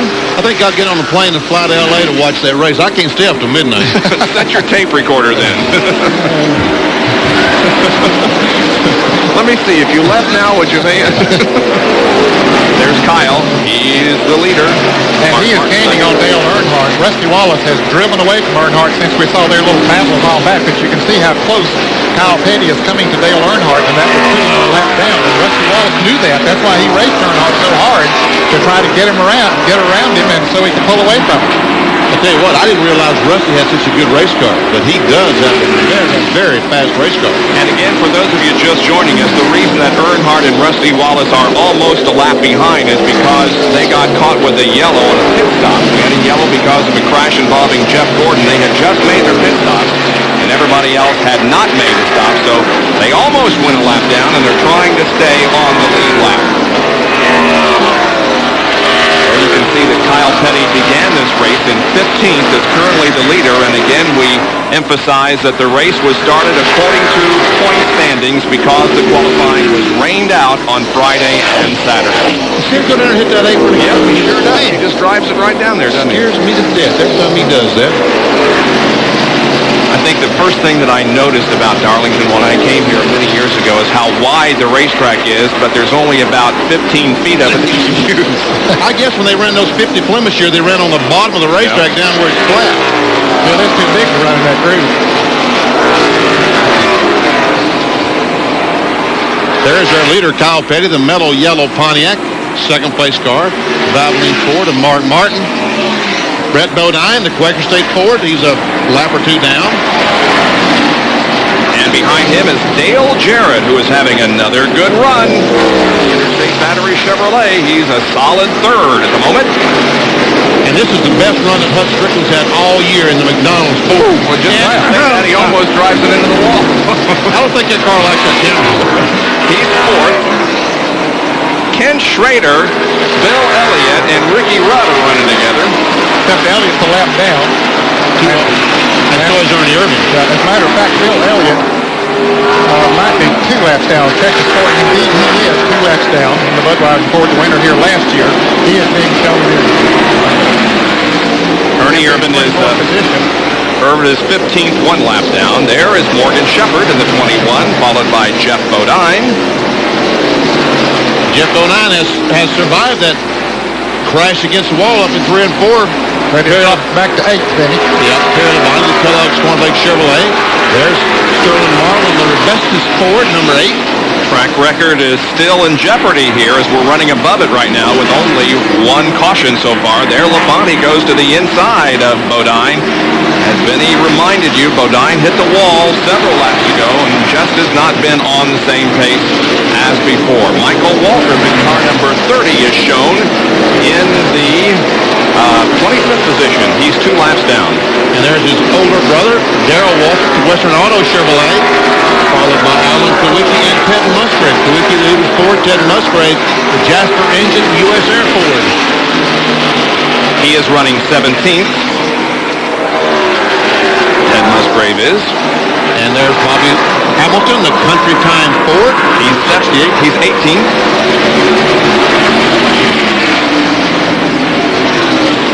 There's Dick Trickle. Yep. Haven't seen much of Dick today. He's been out there running. He's currently being shown in 19th position. 1 lap behind. Carolina Pottery Ford, Dave Marcus, and Wally Dollenbach. Dollenbach, the Keystone Beer Ford. I seen Marcus have the sponsor on his car. He was trying to get me to sponsor his car yesterday, so that must have been something that popped up this morning. How come you didn't? Spend a little bit of that money you make. Yeah, right. Come on. He's in 26th position. That's Dave Marcus who we're talking about. 28 car of Davey Allison has now moved to 12th. We saw Rick Wilson, the SDP Pontiac running Davey, and there's the Bojangles car driven by Derek Coban, now fast for the lead. Mark Martin. Steve Mills said that car gets better. Here comes Kyle back. On the straightaway, they come at the line side by side, and Kyle on the inside is not going to be able to take the lead back as Martin holds him off. Man. But it brought the crowd to its feet again as everybody is up and cheering, either for Kyle to take the lead or for Mark to hold it. Got me excited. All right, let's go back to where we dropped off. We showed you that little piece of excitement. Now we go back to Rick Mast in the Skoll car, number 1, the Skoll Classic, and the 40 car driven by Kenny Wallace. Rick Mast is in 21st place, 1 lap behind, and the 40 car is in 28th position. He is 2 laps behind. We showed you Bobby Labonte in the Maxwell House Sports Center, another Max Race Car Rookie Challenger. He and Kenny Wallace both, and Jeff Gordon. But again, Gordon is out of the race, having crashed earlier. There's the 12 car driven by Jimmy Spencer. He is in 22nd position. And that completes all the cars that are still out there on the racetrack. We're back to Rusty Wallace, who is 13th. We started with a leader, so we got to go back. Okay, I'm sorry. We got to go back to Dale Earnhardt. Well, now we've got all the cars. And there was a car in between. That's the 57 car of Bob Schacht, who is still out there. The Pronto Auto Parts automobiles. Now, we talked about the lead cars catching Dale Earnhardt a little bit ago before we started this run around the track to pick up all the drivers. Earnhardt is maintaining. In fact, he might be pulling away from Mark Martin a little bit as Michael Walker comes in the Pennzoil Pontiac. He has been coming in a little bit earlier than most of the rest of them. Jerry, is he having a heating problem too? I think they reported on the radio a minute ago that Michael had an overheating problem with showing some temperature. As they're putting tires on the car, we can see water pouring out the overflow. The front grill, as he is down and away, the front grill of that Pontiac was totally plugged with pieces of rubber, chunks of rubber, just a wire brush and opened it up. But there's a crew member standing on pit road, and there's a steaming puddle of water where the car was sitting here, and water was coming out and overflowing the radiator. Waltrip has completed the visit to pit road. There's the puddle that Jerry's talking about. Michael is back out on the racetrack, and the action continues here in the TranSouth Financial 500, being led by number 6, Mark Martin. We'll be right back. Mark Martin has a .61 second lead over Kyle. Dale is about 3.3 seconds behind. Strickland is 7 3/4 seconds behind, and Ricky Rudd is a little over 9 1/4 seconds behind. Probably ought to start saying Dale to Jerry. Too many Dales racing. It could be confusing to some people. No, of course, now I understand when you say Dale. I don't know what you're talking about. There's that guy we're talking about. There's Jarrett right there.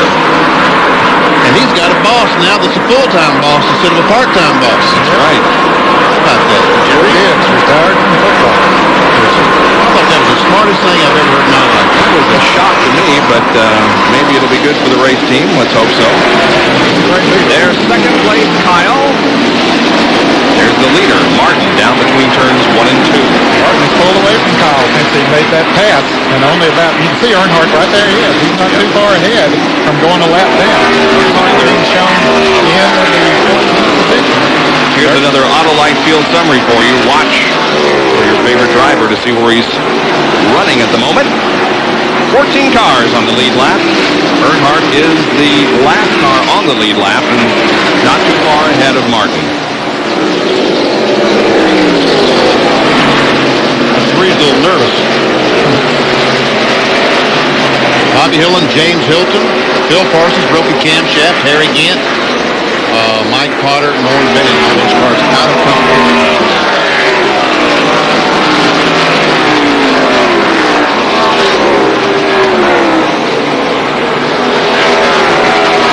Earnhardt, and here comes Martin, our leader. Martin is now within about 7 or 8 car lengths. Putting a lap on Dale. Now Earnhardt is coming up, he and Rusty Wallace both on the times that they've hit. They've been running about 50 laps before, so he should be coming in before too long for a pit stop. This is from the 21 car of Morgan Shepherd, and he is definitely having problems out there. Yeah, that engine is not turning up. Yeah. Nothing like it was earlier. About 8,000 is the maximum. John, what's going on with that Citgo Ford? Well, man, the engine has developed a miss. I just talked to Eddie Wood. He said they've already switched over to a new ignition box. That did not help it. So as soon as they pit, they will go underneath, open the hood, and check the coil wire and change the coil. They hope that will fix it. If not, it could be something else, possibly the carburetor. Morgan Shepherd, who Armstrong in the early going is dropping back. Looks like he's dropping into the pits. Won the race last week. Michael Waltrip just made another pit stop. Ernie Irvin was just in for a pit stop. Now Jeff Bodine comes in the Motorcraft Ford, as will he slides that car into the pit. And you can see the damage on the right side of the car where he had gotten into the wall a little bit earlier. Bill Thomas with a gas can. Putting fuel in that automobile. Danny Fowler comes around, puts the jack under. Here's Mark Martin moving on the inside of Dale Earnhardt. How many times have we seen that today? Went for the lead, not trying to put a lap on him. Now he's trying to put a lap on Dale Earnhardt. Hut Strickland is on pit road. The 15 car back out on the racetrack. Tire change completed on the right side of the McDonald's. You can see he's hit the wall. They're pulling the quarter panel away from that right rear. Well, that happened up there in 1 and 2, remember? Exactly. He brushed the wall up in 1 and 2. And Mark Martin up on the inside of Dale Earnhardt again, but still couldn't make the pass as we see the 27 car Strickland going back out. Dale Jarrett about to take over second place from Kyle Petty going into turn 3. Now Martin has dropped back behind Dale Earnhardt.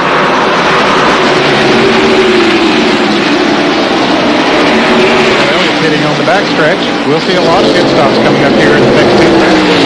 Marlin is in and Ray Best is forward. Dale Jarrett has gone into second position. Sterling Marlin has completed his pit stop.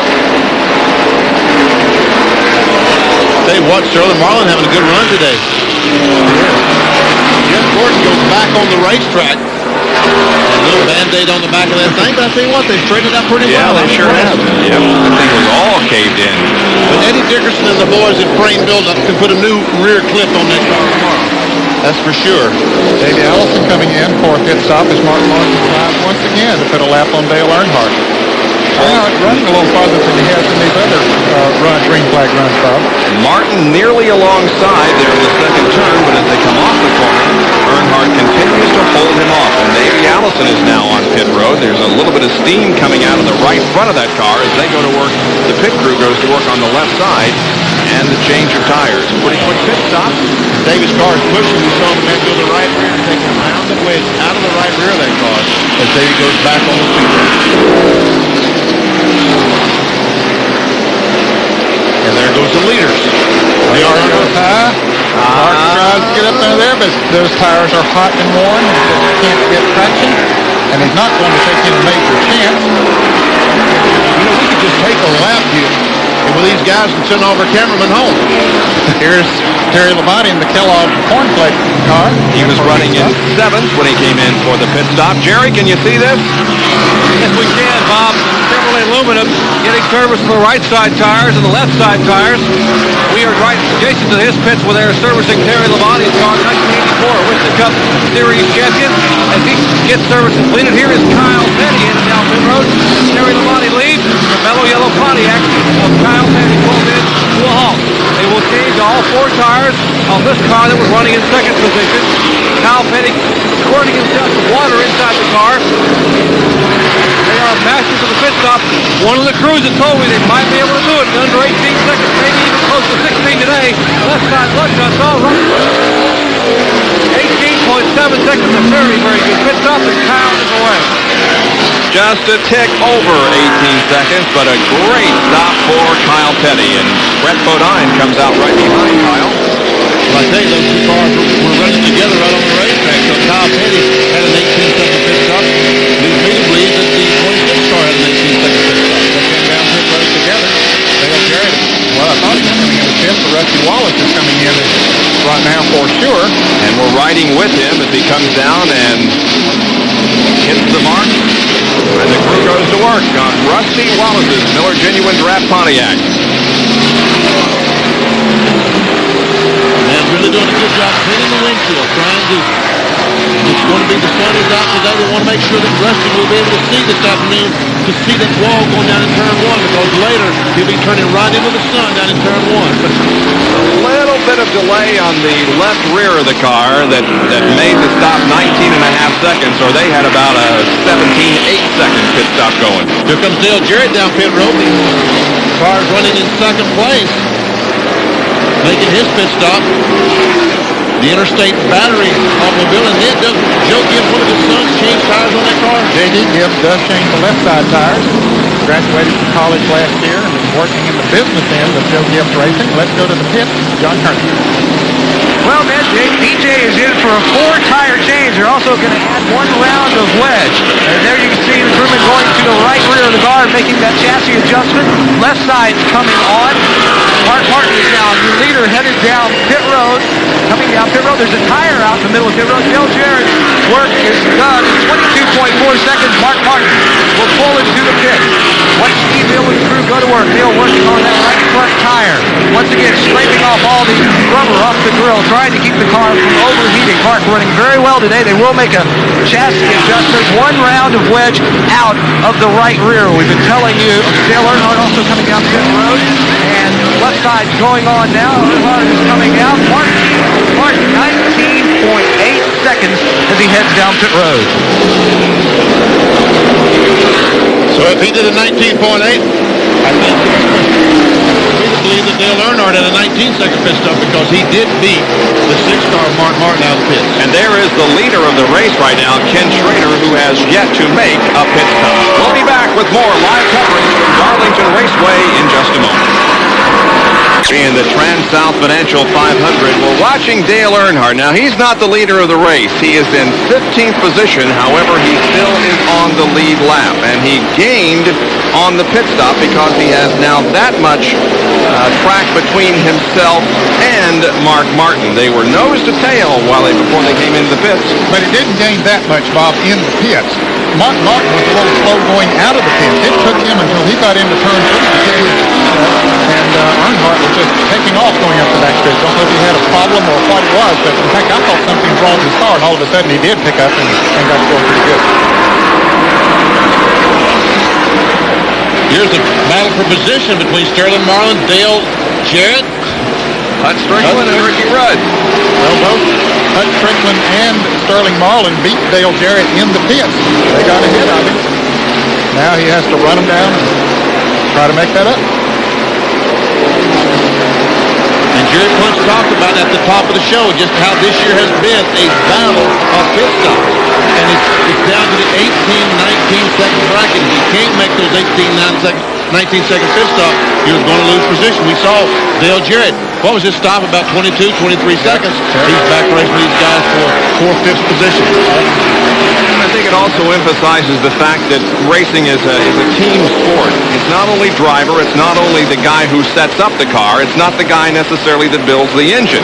It's a combination of everybody doing his job and doing it well. And there's about 12 or 14 of them in the pits, and it depends on all those guys, all 12 or 14 doing their job. The guy that cleans the grill, that gets all that rubber out of the grill. What if he doesn't get it out good? Then they go back out and the car's overheat. The guy that holds the sign to make sure that he stops within the assigned area and doesn't have to push or back the car up. Because the jack, they've got a spot picked out. They're going to put the jack on the car. If he doesn't stop the right place, then that just blows the whole pit stop. Ted Musgrave has come on to pit road for an unscheduled stop as we continue to watch the action on the racetrack with Dale Jarrett running in 4th position. Right behind Sterling Marlin, who is 3rd. That's Dick Trickle right in front of that group of cars. Trickle is being shown in the 19th position. Sterling goes down, tries to get position on Trickle going in turn 1, can't quite make it. Trickle moves up the racetrack. Now Sterling has room if he can make the pass. He does. Yep. Now Jarrett will hook onto his rear spoiler, as will Ricky Rudd. Train goes back. Yep. Bobby Hamilton back there went around Trickle as well. And we continue to update you on the Ted Musgrave situation. The Jasper Engines U.S. Air car is behind the wall. They raised the hood on it on pit road, Bob, and apparently whatever the problem is, they were not able to fix it, so they are pushing it behind the wall.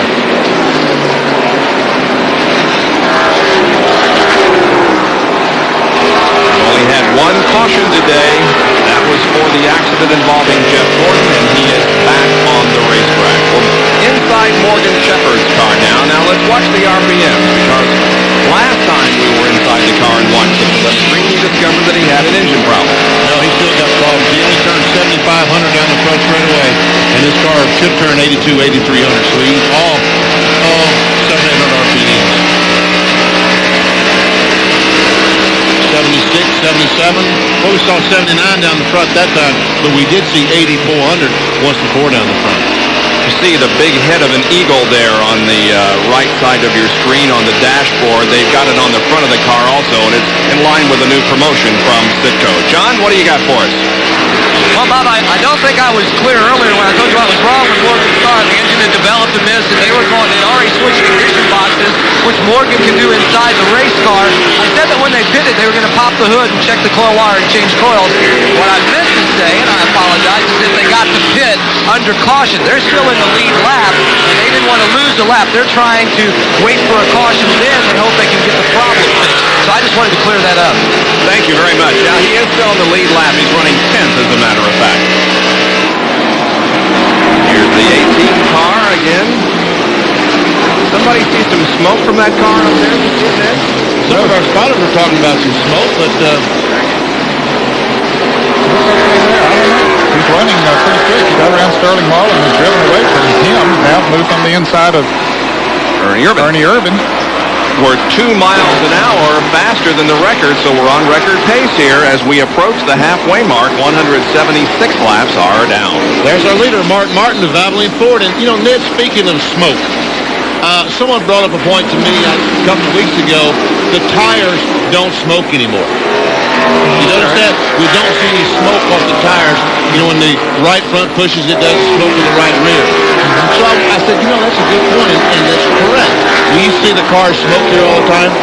I asked the Goodyear engineers why the tires don't smoke. They don't know. They just don't slide as much for one thing. Huh? They don't slide as much for one thing. Exactly. Oh, there's a blown engine, and the caution flag is out. Jimmy Means. Yep, Means. Big puff of smoke. This is how they were running when the caution came out.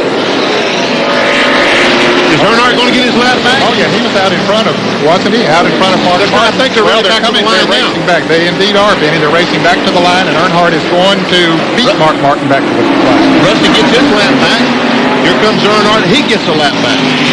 Actually, they're still on the lead lap, but they now get to go around the whole racetrack and join in the line. Exactly. Well, I hate to say Jimmy Means have problems. He had the Hurley limo sponsorship on there, and he also has some sponsorship from Race Fans Incorporated, and trying to make a good showing for those people. He brought 2 cars to the track this weekend, put another one with Mike Potter in the field.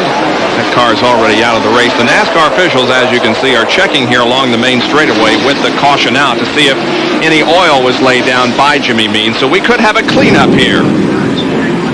As the pace car has picked up the field. Pit road is open, and we now see Mark Martin, Kyle Petty, Dale Jarrett, and others that are on the lead lap come in for another pit stop. Ricky Rudd and Sterling Marlin, Hutch Strickland, Ken Schrader, all of those cars on the lead lap coming in. Let's go to the pits and Jerry Punch. And although it's under caution, gentlemen, it's a matter of pride and track position to get these cars out in a hurry. Kyle Petty, the mellow yellow team, working on that car. Right side tires already on 6 on the top of your screen. That's the Valvoline Ford 42, Kyle Petty's Pontiac on the bottom. Watching Steve Mill and the crew work on the Valvoline Ford.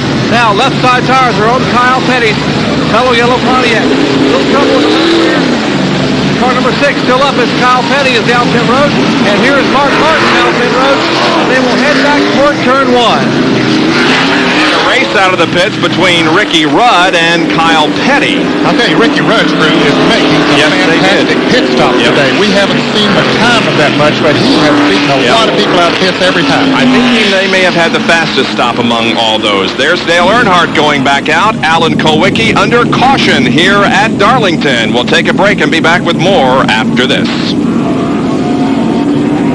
Here is a marriage proposal. Hazel, will you marry me? Love, Tuck. Well, I wonder what Hazel's going to say. I don't know. Tune in next week. We may have the answer for you. When we come back to the Southern 500, we may have an answer. Or we may have a wedding on our hands. Well, the pace car is off of the track, and looks like we're ready to go racing once again. It is Mark Martin, Kyle Petty, Dale Jarrett up front, with 182 laps completed. We're just coming off our second caution of the day. The crowd here is loving every minute of it. The weather is beautiful. It's about 68 degrees and partly sunny. They're on their feet, waving for the green flag, and there it is. And it's not raining, snowing, or sleeting. Let's see if Darrell Waltrip, no, beat Mark Martin in the corner. Mark is really getting a good run as Kyle Petty hung up on the outside of Darrell Waltrip. Those on the lead lap are on the outside of the racetrack. A lap down cars are on the inside. And those guys on the inside are struggling to get a lap back and to pass those on the outside, but they're not being very successful at it.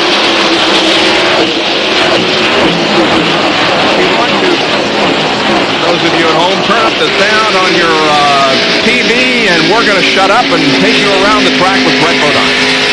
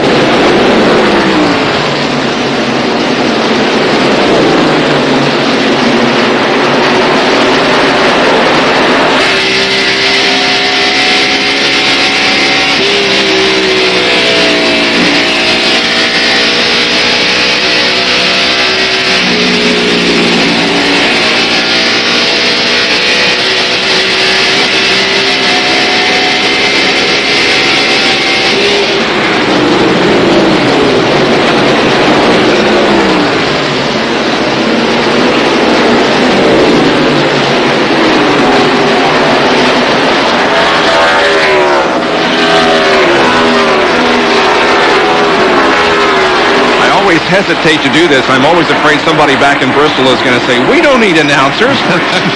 NASCAR races. There is Mark Martin, the leader. I thought it was more fun watching Dale Earnhardt and Rusty Wallace. Yeah, they're battling back there for 7. They want those guys are having a great race. And for the Ricky Rudd fans, we talked about that fantastic pit stop he made. He came back in the very next lap. Apparently they didn't get all the lug nuts tight, and so Ricky's running back about 11th position now. He did have to come back in, so it's unfortunate they made too quick of a pit stop, I guess. He went out in second place and had to come back in and fall in behind all the guys on the lead lap. Still battling. Yeah, they're still battling. Meanwhile, Mark Martin has led now 94 of 189 laps.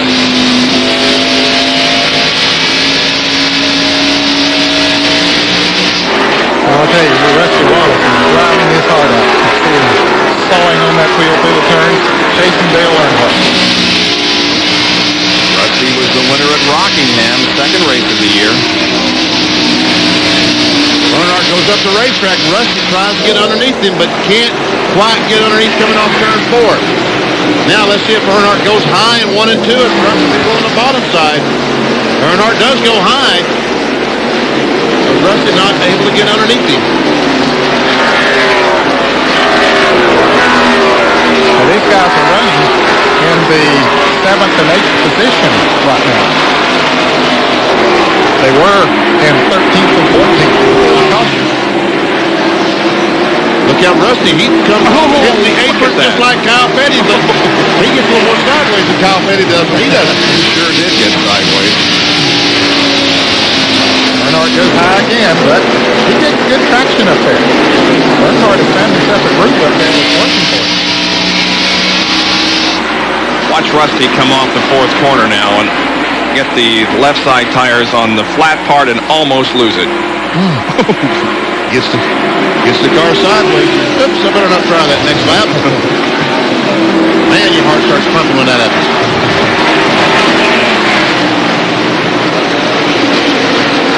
There's Martin. Mark Martin continues to lead over Petty, Jarrett, Marlin, and Ken Schrader. We'll be back with more from Darlington in a moment. Races. This is a statue of Francis Marion, which was built last year on the campus of Francis Marion University. Now, this guy was known as you'll see in just a moment as we see his face, the Swamp Fox. I can understand why. Great Revolutionary War hero of this area, Francis Marion. Mark Martin is the man of the hour, maybe of the day. He's leading this Winston Cup race here at Darlington today by just almost a half a straightaway now on Kyle Petty. Yeah, he's pulling away. Boy, I'll tell you, that Ford is fast today. You just did an interval a moment ago. What was it? I sent it downstairs. Oh, here it is. Yeah, okay. It's almost 2 seconds, as a matter of fact, the interval between first and second position. And we see him go by Jeff Gordon. There's the interval. That's what I did. 1.93 between first and second. Jarrett is 4.1 seconds behind. Marlin is 4.4, and Schrader 5.1. Now, folks, I want you to understand that this is no marvelous thing that Jenkins did. He punched the button 5 times. Well, at least I know how to do it. Well, You? No, I don't. But that was pretty impressive. Thank you. It's not anything you figured up in your head. No, that's for sure. Yeah. It didn't take any addition or subtraction, or I'd be in trouble.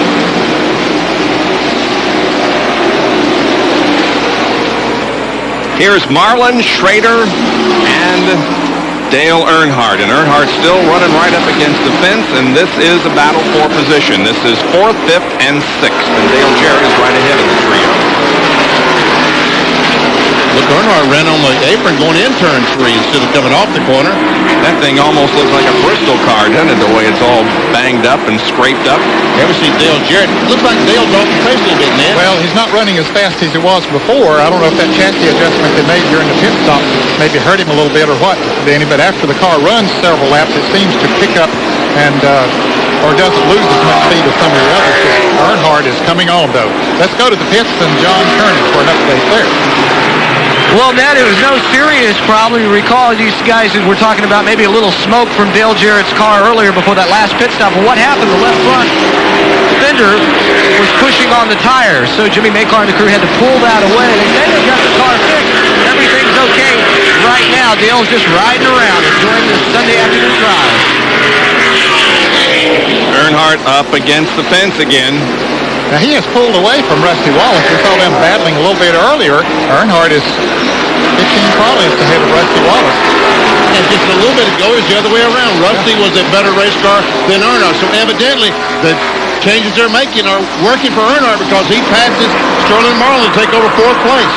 Well, Earnhardt still has a lot of fans because they all just rose to their feet and waved their hats and handkerchiefs and whatever when Dale took that position away from Sterling. And said, go, and they're all now waving, go, go, go.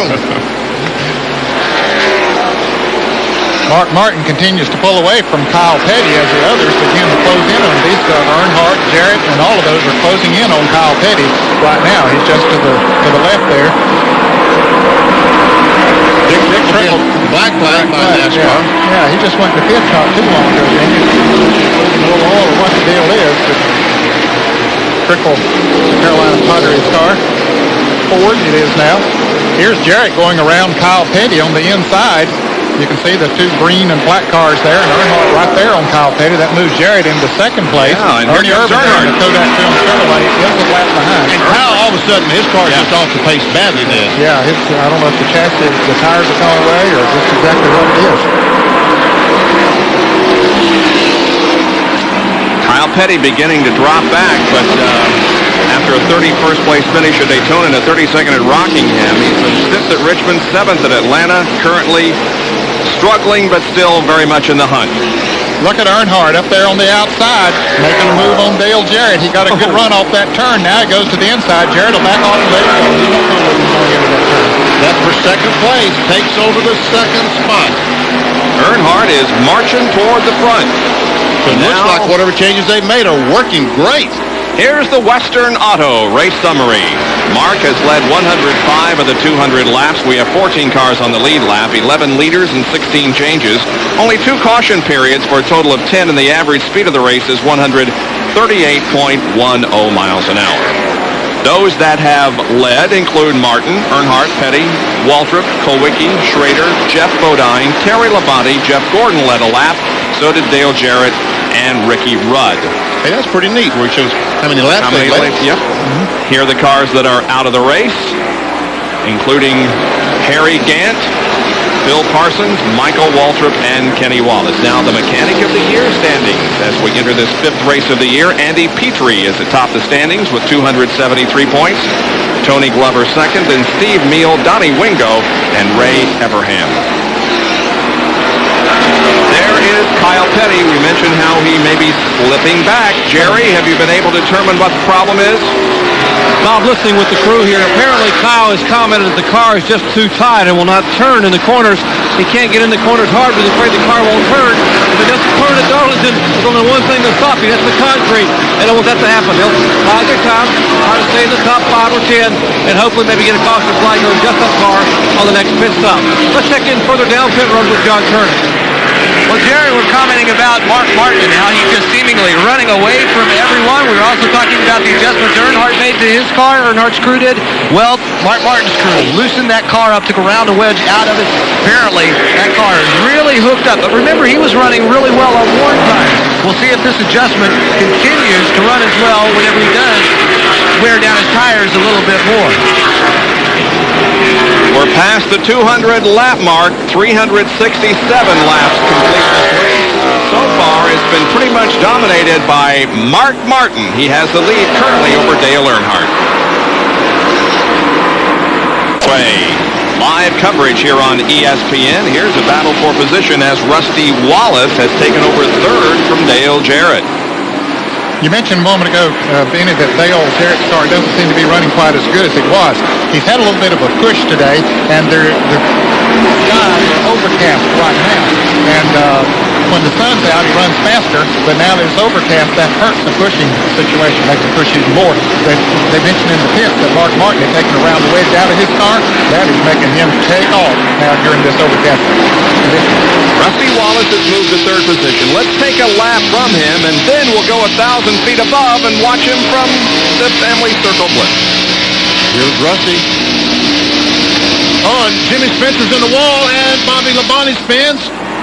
Down in turn 1, 2. And that's, we see him waving, the NASCAR official waving, the caution flag is out. Jimmy Spencer has made contact with the inside wall. Oh, man, he's really pretty heavy contact with that right side. Yep. Well, he's had a tough weekend here. Tore up a car yesterday in practice. And then that car looks almost identical It to that sure car. does. The right side was the damaged part yesterday, and so it is today. Here it is. Watch Labonte spin after Spencer had gotten into the wall. I don't really know what happened there. I can't imagine what... I believe Spencer might have hit the wall and came back and hit Labonte just a little bit and got him loose and spun him around. And then I believe he came down and hit the wall there on the inside, too. Looks that way. He's driving it back to the pits.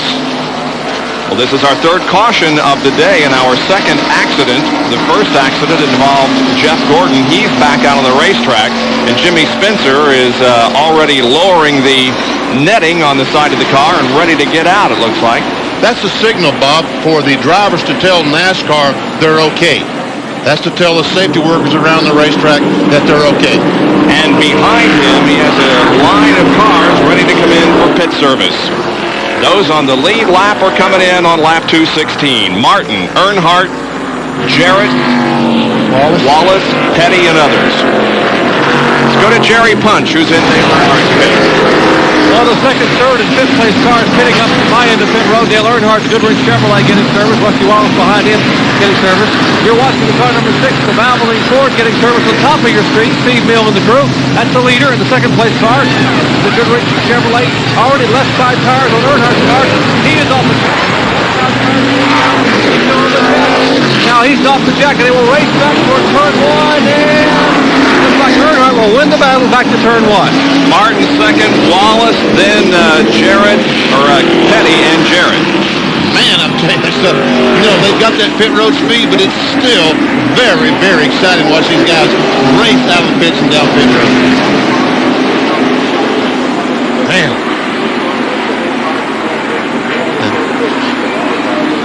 One more time. The race off of pit road. There comes Earnhardt pulling out. And Rusty Wallace and Kyle Petty. Meanwhile, here comes Mark Martin. Almost drives into the side and just blocks the 2 car from getting by him. Just like a football player through a block. And now those that are not on the lead lap will be able to come in for pit service. And while they get the service, we're going to take another break so we can bring you as much green flag racing as possible here at the TranSouth Financial 500. Stay with us. Continue. Here's Morgan Shepherd getting some fresh rubber on that car.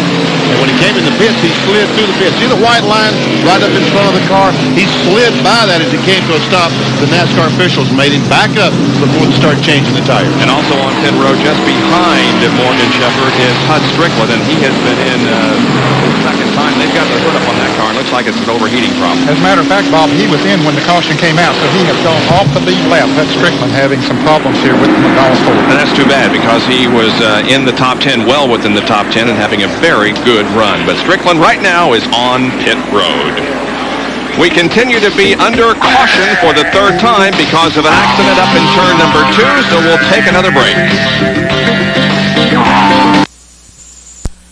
1,000 feet above Darlington Raceway from the Family Channel blimp.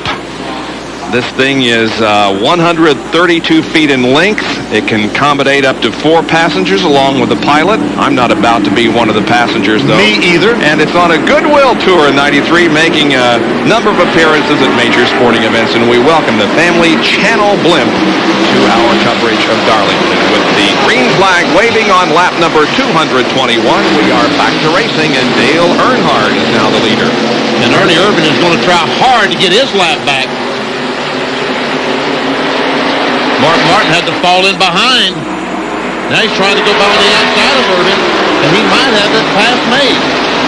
He does, man. Irvin's car was running good before the caution came out. Not as good as Mark Martin, but he was running as good as Dale Earnhardt.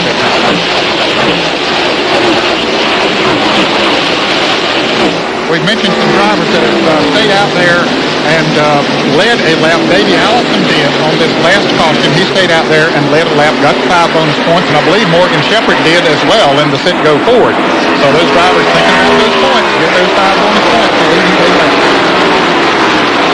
Excuse me, Bob, and Earnhardt got a 15-20 car length advantage on Mark Martin. But again, we've seen that all day. When the tires are fresh, he really blasts up. About 15-20 laps. They're about even, and after 20-25 laps, it looks like Mark Martin has a superior car. Let's see if things play the same way again. The Jasper Engines US Air 4, driven by Ted Musgrave, is back in the race, and Jerry Punch is with Jimmy Spencer. Jimmy is climbed down to the Meineke Muffler's Ford, and Jimmy, the car pretty heavily damaged. What happened out there? Our car really wasn't running that well, and it was pretty tight all day, and we busted the right front tire down. It was our fault because the car was pushing, never could get it right. I just feel bad for my guys, we've really been missing the setups lately, and I think we're going to forget about the points and start racing again. That's what we got to start doing. That's what we did last fall. We really ran well, and that's what we're going to start doing next week. Forget the points, take each race and go for it. The car you tested so well at Bristol last weekend was flying, I was told. Jerry, I'll tell you something. I love Bristol, I was looking forward to it. I'll be back, and these guys aren't going to give up. I really saw what happened for them today, and next Friday, I'm sorry, it's not Saturday night, there you go. So next Sunday at Bristol, we'll be there, and we're going to be strong. Jimmy Spencer looking for Bristol next Sunday. You'll see it on ESPN, guys. He was 11th in the point standings coming in, and he brings up a very interesting subject that is kind of being talked about a lot in the Winston Cup Garage area, and that is how much emphasis is being placed on the championship rather than the individual races. I agree wholeheartedly, and it's a concern that these guys, if they get up second, third, fourth, and say, hey, I got a good solid position, why should I go for the win? And the points championship, the Winston Cup, is becoming worth more than the races themselves. $1.5 million at the end, so yeah, you pick up every point, every opportunity that you get. Kyle Petty and Rusty Wallace are back running right together. In fact, Kyle just passed Rusty a couple of laps ago, so he has the Mellow Yellow Pontiac on the go again. There, Kyle is in third, Rusty is fourth. So they must have been able to fix that pushing problem that he was complaining about. Well, at least they fix it on the fresh tires. We'll see what happens when the tires get a few laps on them. We'll take a lap with Rusty.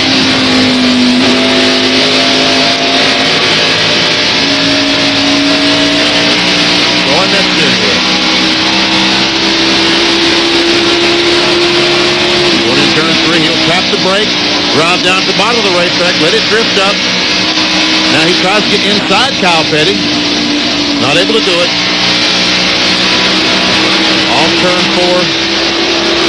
Now let's go 1,000 feet into the air in the Family Channel blimp and see how his line looks from that perspective. Now we'll refocus on Kyle and do it just a little bit. Rusty. Everybody's getting a blimp, aren't they? Shamu's got one. Yeah. Goodyear has one. And you ever ridden in a blimp? No. Do I want to ride in a blimp? No. I did once. Do I want to do it again? No. No. I didn't think so. Now there's one fellow out here we haven't said much about today, but Wally Dallenbach is right behind Kyle Petty, Rusty Wallace, and Dale Jarrett. He is hanging right with them now. He's being shown in 16th position. He is a couple of laps down.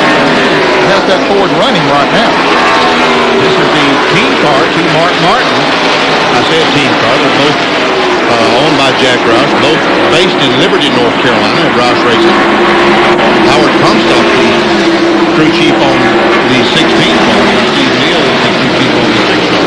And Danny, just what you were talking about earlier on new tires, Dale Earnhardt took off. Well, that lead has evaporated now because Mark Martin has not. Yep. Now they'll run this way for about 10, 15 more laps, and then Martin will start putting a lot of pressure on Dale. In the last 5, well, here's the battle for, no, it is the battle for position. It's just that Ken Schrader is passing Wally Dallenbach, and Dallenbach, as Ned just pointed out, having a great run. There we see the Jeff Bodine car. Jeff Bodine's car just hasn't been that strong since he brushed the wall up in 3 and 4. That was quite a while ago. Here's another Fram field summary for you, showing you where the drivers were running last lap. Not 5 laps ago, not 4 laps ago. Today we have 13 cars still on the lead lap. We see the 2 winners last year, Darrell Waltrip and Bill Elliott, both 2 laps down. So neither of those cars will repeat in 1993. Unless we have a lot of strange things happen from here on out. Of course, this place has been some strange things happen. There's Earnhardt, the leader, and Mark Martin running second. In the last 5 TranSouth 500s, Martin's finished 6th, 4th, 2nd, 4th, 3rd. He's second today and has led most of the race. We'll be right back to Darlington. Track Facts are brought to you by Quaker State. The Big Q is one tough motor oil. The intensity of NASCAR inspection has mandated an increased attention to detail during construction of a Winston Cup race car. One example of that is this template, which is marked with ribbon strips down along the margin. Blue, green, and even red in some spots. Now what the strips indicate are areas of tolerance allowed by NASCAR during inspection. The teams are also provided with this tolerance gauge. As you'll see, it's marked green for 1/2 inch, blue for 1/4 inch, and even red for 70 thousandths of an inch. To use the gauge, it's quite simple. You find an area corresponding to the color of tape. Here it's red. Slide the red portion beneath. If it goes completely beneath the template, then there's too much tolerance. You must build up the area of the race car so that the gauge will not slide beneath the template. So red for the rear of the trunk, blue across the top, and a half an inch, and that's all, for along the windshields back and front. That's how specific NASCAR Winston Cup racing has become over the last few years. Boy, they watch them close, don't they? Boy, they really do. Gary Nelson has implemented said all bodies are going to be the same. They're going to be, as Jerry Punch just pointed out. That's all you're allowed at those specific areas. Were they that strict when you were racing, Ned? Well, we thought they were strict, but we didn't have that kind of measuring tool. Didn't even have templates back then. What was that? No, we didn't know what they were. No. And the Jasper engine U.S. Air car of Ted Musgrave has went behind the wall. And so as Hut Strickland, or is about to, they're pushing the car back and going to take it to the garage area. Yeah, he did have a great run going here today before he started having his problems.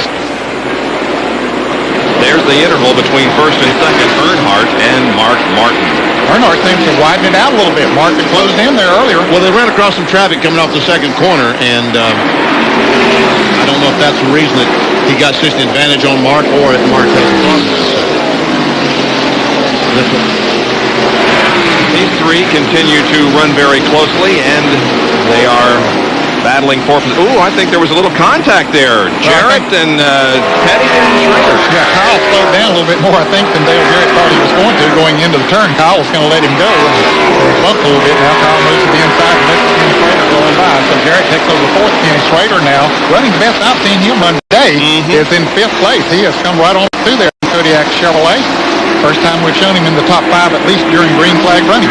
And another Rick Henry car, the Ricky Rudd machine, is in the 10th position, also on the lead lap. And of course, Jeff Gordon was running in third position when he crashed very early in the race, but he is still out there. And let me see where I can... He's in 30th position. Jarrett and Schrader. Of course, the engines in Dale Jarrett's car are built by Hendrick Motorsports. There's probably not a lot of difference in the engines. There's two cars you're seeing right now. Rick Wetzel is the guy who heads up the building of the 18 engines, and I believe the B&R do the engines for. Yeah, Kenny Bingham and Ronnie Revis, those guys up. But then here comes Schrader on the inside of Jarrett, trying to take the spot away. Let's get down to Jerry Punch, who has a comment on Dale Jarrett. We told you at the top of the show that Dale Jarrett had been diagnosed with pneumonia early in the week and had been on medication, antibiotics.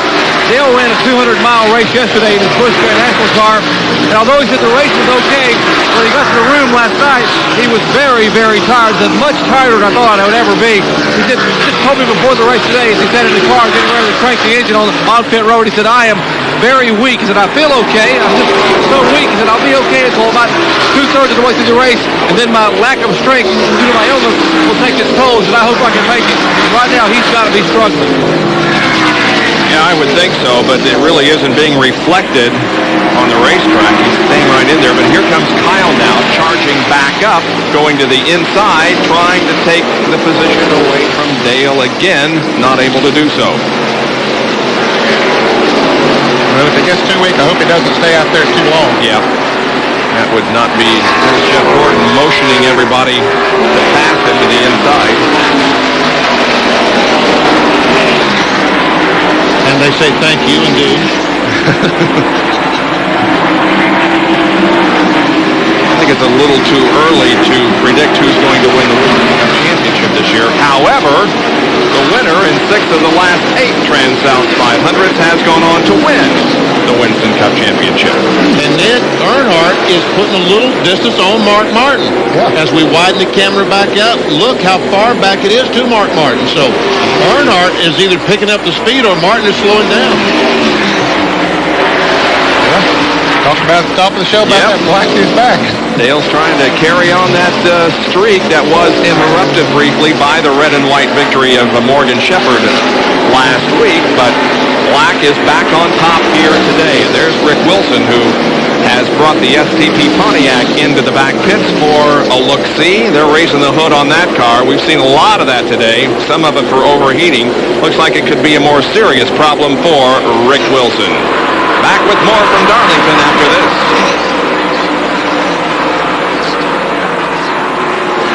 Laps left, Dale Earnhardt, Mark Martin, Rusty Wallace, Ken Schrader, and Dale Jarrett. Well, you can bet where I'm going to be on April the 2nd at 7:30. Here's a good battle. Ricky Rudd and Alan Kowicki battling each other. That is for the 8th and 9th position. Right now, Alan Kowicki has the 8th position. Rudd trying to take it away. And here he comes on the inside.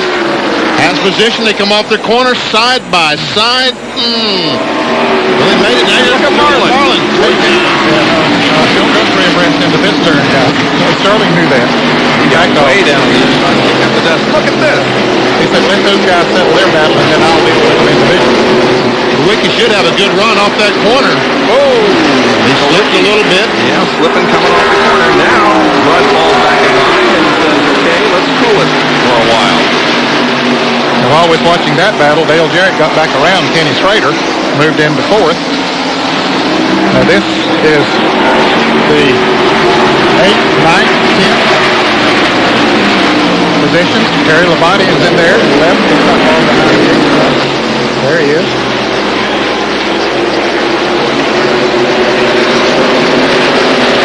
Kowicki, he got did it again. He did it again.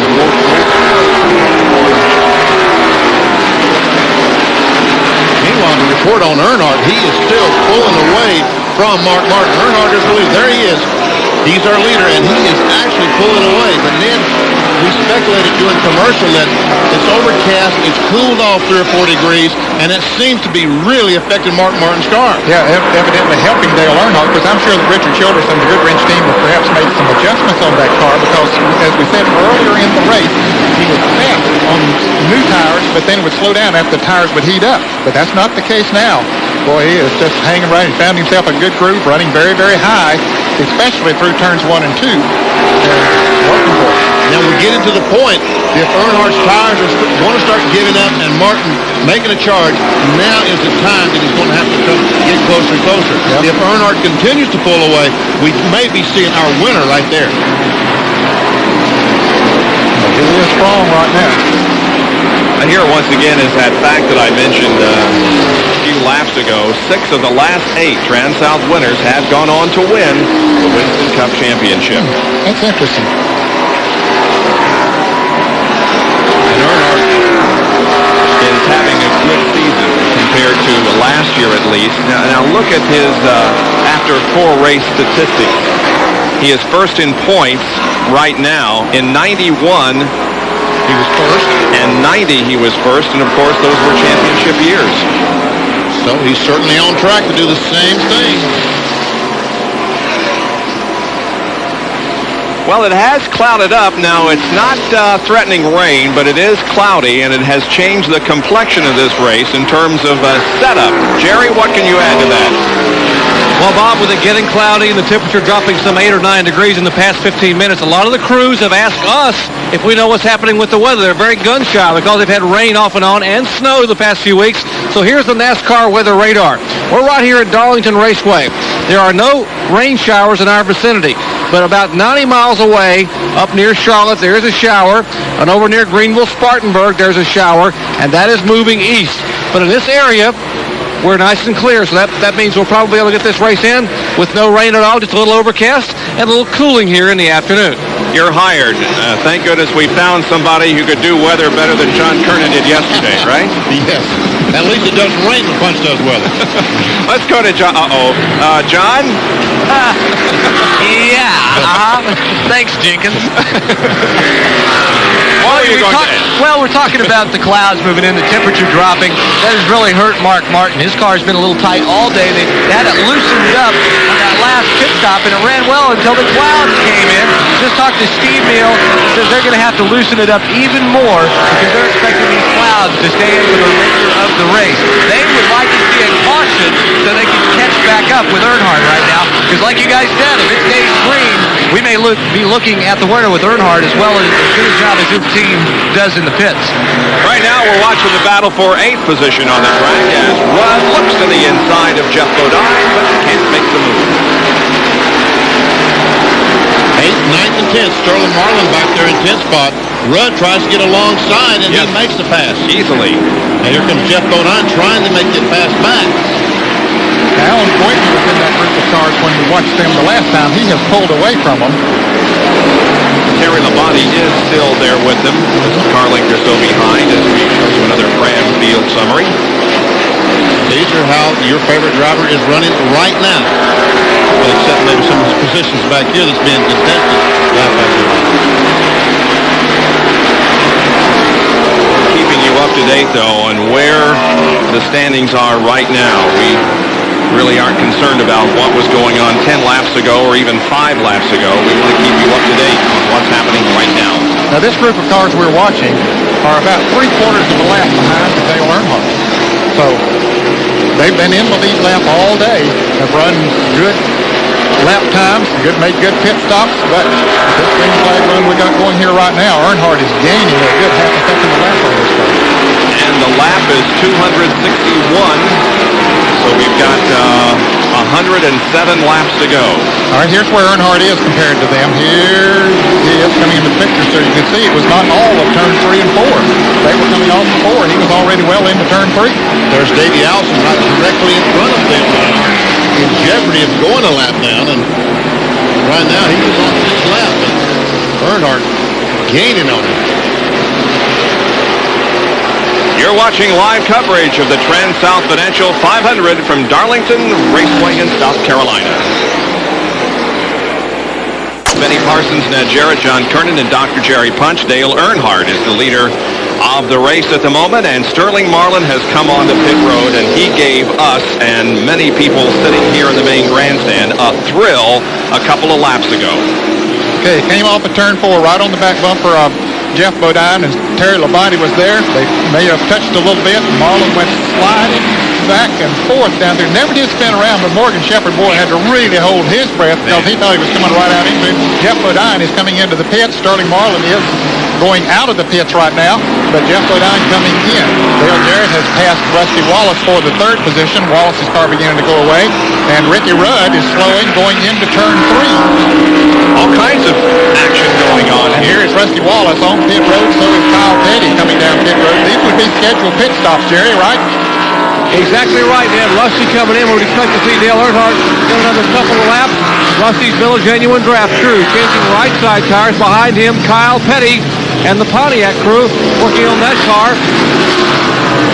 A big problem for Ricky Rudd as he comes down pit road. Ricky had bringing his crew. He said he thought the left rear tire was coming off and it was wobbling as it came by. Rusty has completed his work, and now so does the Kyle Petty crew. The Ricky Rudd crew working on the Tide Chevrolet. Kyle is out, and apparently the left rear tire was almost off Ricky Rudd's Tide Chevrolet. Davey Allison still on pit road. Other cars coming down to get service. Here's Terry Labonte. Car number 5 finally leaving pit road with a very close call for Ricky Rudd in the Hendrick Chevrolet. Terry Labonte is in on pit road right now in the Kellogg Chevrolet. A lot of steam rising from that car. Dale Jarrett coming down pit road in the Interstate Batteries Chevrolet. As Terry continues to get his work, there goes Jarrett by him. And Sterling Marlin coming back down once again. John Kernan is in Dale Jarrett's pit. It'll be a 4-tire change for Dale Jarrett. He is also one of the drivers calling on the radio, complaining to the crew chief that his car had gotten very, very tight whenever the sun went down, or behind the clouds, I should say. So there they go. They'll loosen it up on the right rear. Right side's already on. Left side's going on. Another can of Unocal gasoline going in. Dale's still sitting on pit road, waiting. Jack drops in. Dale Jarrett is away 21.5 seconds. A little bit slower than those others that we've seen today. Dale Earnhardt coming in now, the leader. And Jerry Punch will be right there waiting on him. Jerry's coming towards him now. We'll watch and wait and see possibly if they can do another pit stop in the under 18-second category. Mark Martin also coming down pit road in the Valvoline Ford. The front 2 cars on pit road, lap 271. Mark Martin on the bottom of your screen. Dale Earnhardt on the top, watching this high-speed ballet. Here's David Smith around the left side of the Earnhardt car. Now right side tires going on the Mark Martin, Valvoline Ford on the Burton. Now taking a couple of rounds of wedge out of Mark Martin's car. Earnhardt's car is down off the jack. Left side now on Mark Martin's Valvoline Ford. Earnhardt is heading down pit road. And now Mark Martin pulls out and he will head back toward turn 1. Alan Kowicki also in. He's the defending Winston Cup champion, and so he gets to pick first the pit stall that he wants, and of course he chooses the one at far end of pit road. Morgan Shepherd is on in the pit. Tim Prater going out. He just got his service. And Brett Bodine going out in the Quaker State Ford. So these are regularly scheduled pit stops. See Kowicki going back out. And they're going to need at least one more, right? Yes. Oh, yes. They might need 2 more. And no, they should be able to make it a one more from here on. 367 laps. We got 95 from the end right now. Yep. So I guess one more will do it fine. Yep. Dale Earnhardt has reassumed command of the TranSouth 500 after this round of pit stops. We'll be right back. Raceway here in South Carolina, we'd like to remind you that at midnight tonight, you can see the Formula One race next Sunday at 1 o'clock Eastern Time. Join us for more NASCAR Winston Cup competition from Bristol International Raceway at the Food City 500, where Alan Kowicki is the defending champion. Boy, it's always exciting to go to Bristol on that tight half-mile high-banked racetrack. That's one of my favorite tracks to watch. It is fun, isn't it? Well, let's see. Earnhardt is still riding the rim up there on... And that's what's really helping him right now, because all the cars with the cool temperatures are tight. But Earnhardt found his high group early on for a tight race car, and it's still working okay for him. Mark Martin needs to go to the top of the racetrack. He just doesn't feel very comfortable up there. Ninth place car that Dale Earnhardt is about to lap. Terry Labonte running in ninth place. He's trying to put a lap lane. Here's Mark Martin. He's a little closer to Earnhardt than he was before they made those pit stops. And with that lap, Dale Earnhardt has now led the most laps. He has led 122, whereas Mark Martin has led 121. So Mark Martin needs to get up real soon to lead and lead some more laps to try to get those 5 extra bonus points. Right now, there's 90 laps to go. See Alan Kowicki, the winner, as you mentioned last year, of the Food City 500, right in front of Dale Earnhardt. 2.8 seconds separates first and second. Coming up on Darrell Waltrip. Darrell is running in 13th position. He is 2 laps behind the leader. And see, just that little bit of a bobble on Mark Martin's car hurt his lap time somewhat. Probably 0.2 of a second. Having to turn under Darrell instead of being able just to use the racetrack. As Ned said earlier, the maximum lap you use the entire racetrack here. Let's see if the interval lengthened because of the fact that he had some trouble with... Yep. 0.4 of a second. 0.4 of a second. Now, this clean racetrack, most cars for Heat are fast, no cars for Earnhardt are fast. Let's see if Mark Martin can either close it up or he's going to lose more ground to Earnhardt. There's Mark Martin, second place car. There's our leader. The Goodwrench Chevrolet that has been so strong all year. It was 3.2 last lap.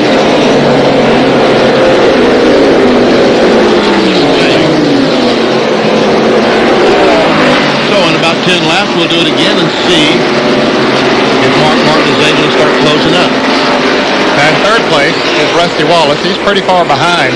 As a matter of fact, he is more than a third of a lap behind, almost a half a lap behind Dale Earnhardt. And Dale Jarrett running 4th place is just about second and a half behind Rusty. Yeah. Al Petty is, I beg your pardon, Kenny Schrader is in 5th place. He is about 5 seconds. And we can see that Mark Martin did close the gap 1/10 of a second. But I mean, that's like watching paint dry. Bernie Irvin coming out of the garage area in the Kodak Film Chevrolet. I didn't even know he had gone to the garage area. That was what surprised me too. Yeah, he's back in there. He's 14 laps down, but Irvin is back in competition. He was in the 7th position in points coming into this race. Boy, we've seen the points jumbled up after each of the races. We'll see it again here today. And he comes back into the race in 22nd position. He's got something, that's water. That's the overflow, isn't it? Yeah, water coming out of the... He's losing a great deal of water. Yep. There's their leader, Dale Earnhardt.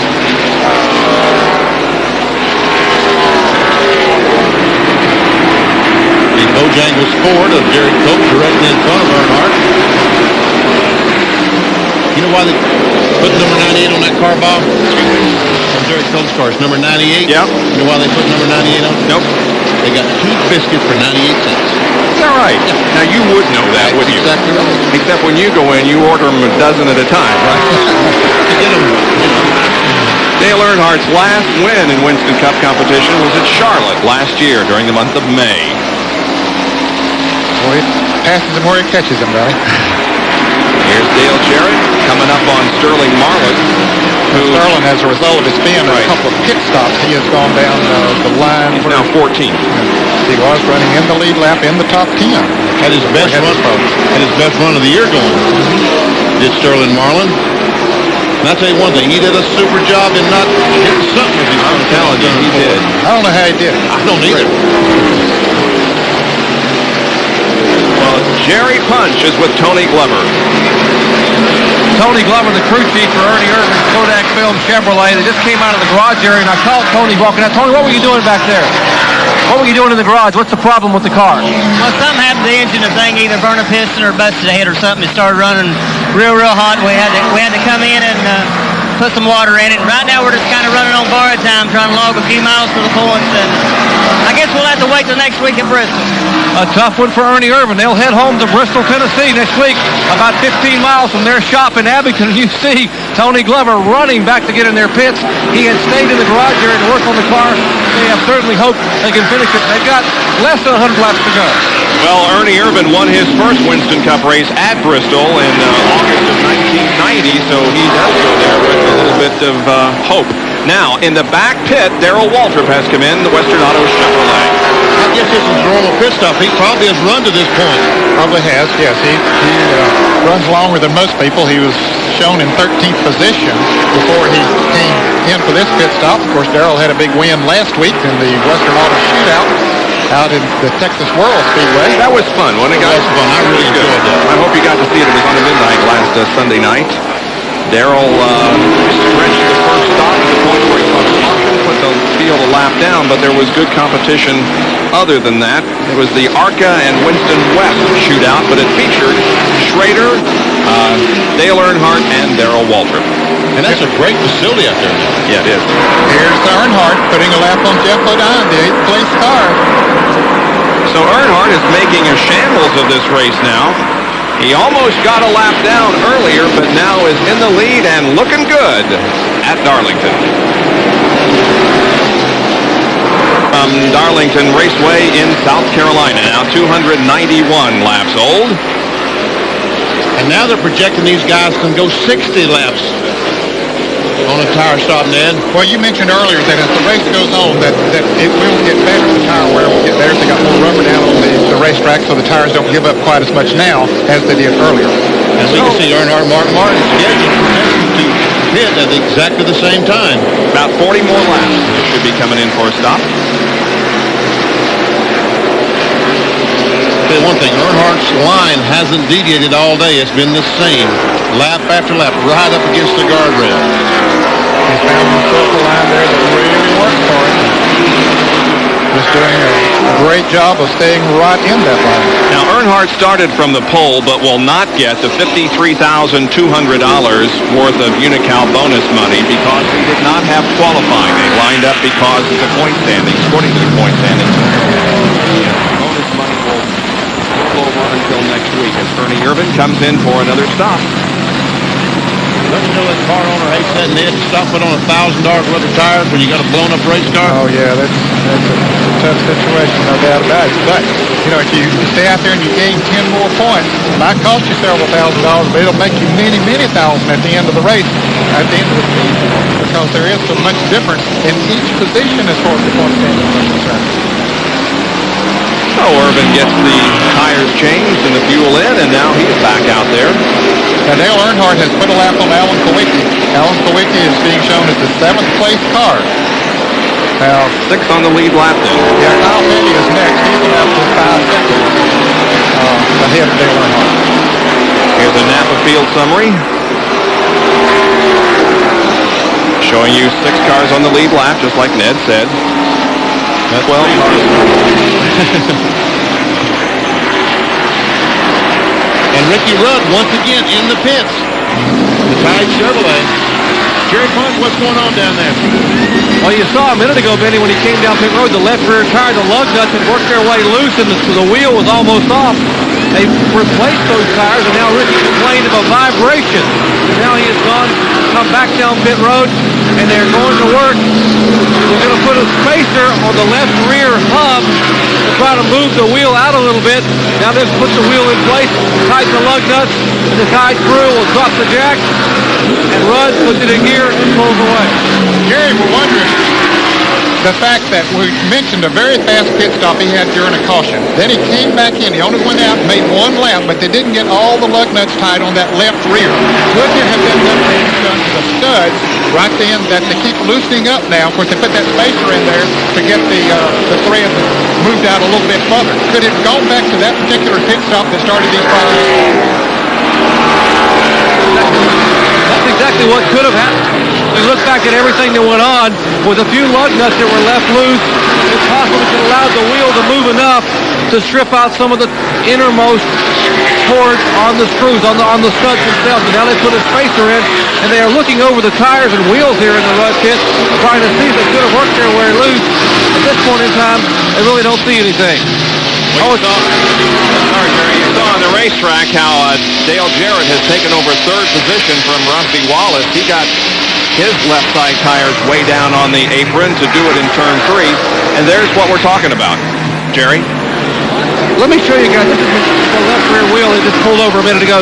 You see how these lug nuts have been able to allow this wheel to vibrate loose? It was beginning to vibrate and bounce.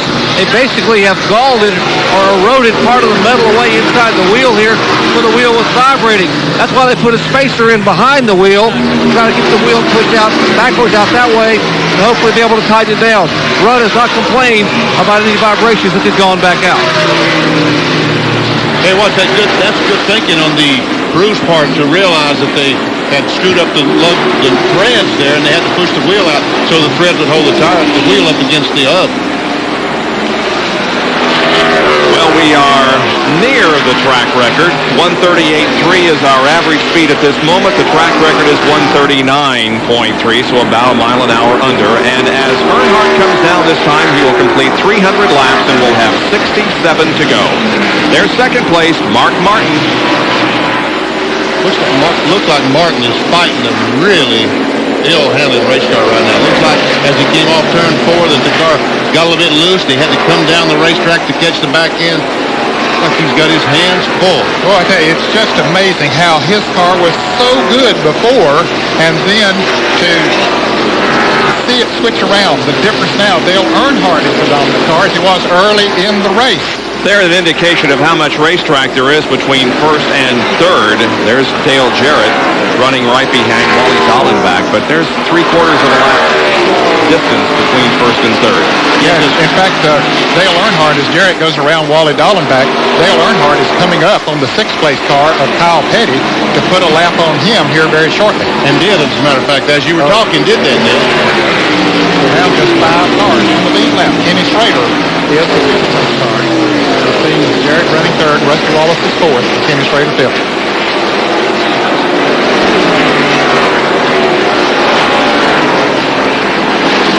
Rusty Wallace is not too far behind, but I think you would have to almost describe his predicament right now as a struggle.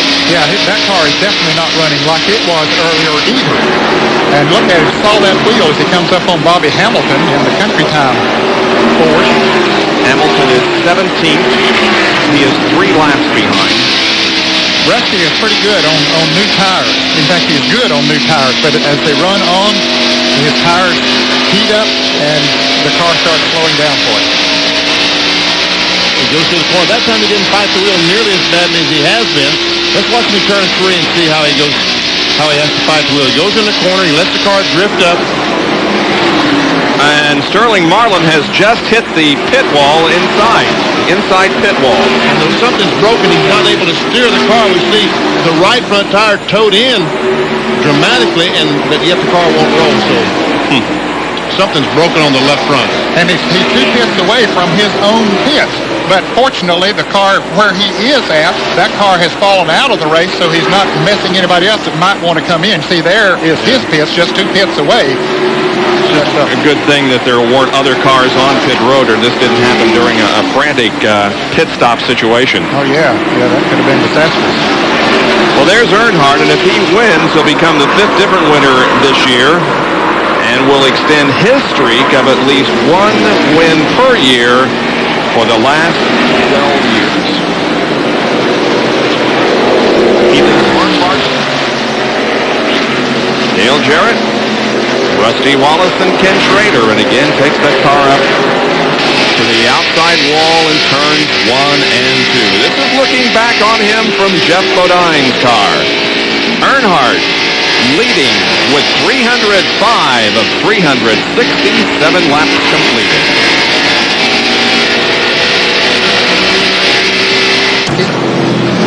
Down pit road in the Hooters Ford, Allen in 5th position. Everybody getting in position for the final charge to the checkered flag. See the clock going up. After Davey Allison's pit stop, 19.5 seconds. Now, Kowicki, John Kernan. Well, it's another 4-tire change for Alan Kowicki. And, a couple pit stops ago, he had radioed in and told crew chief Paul Andrews that he thought he had a car that could fit for the win.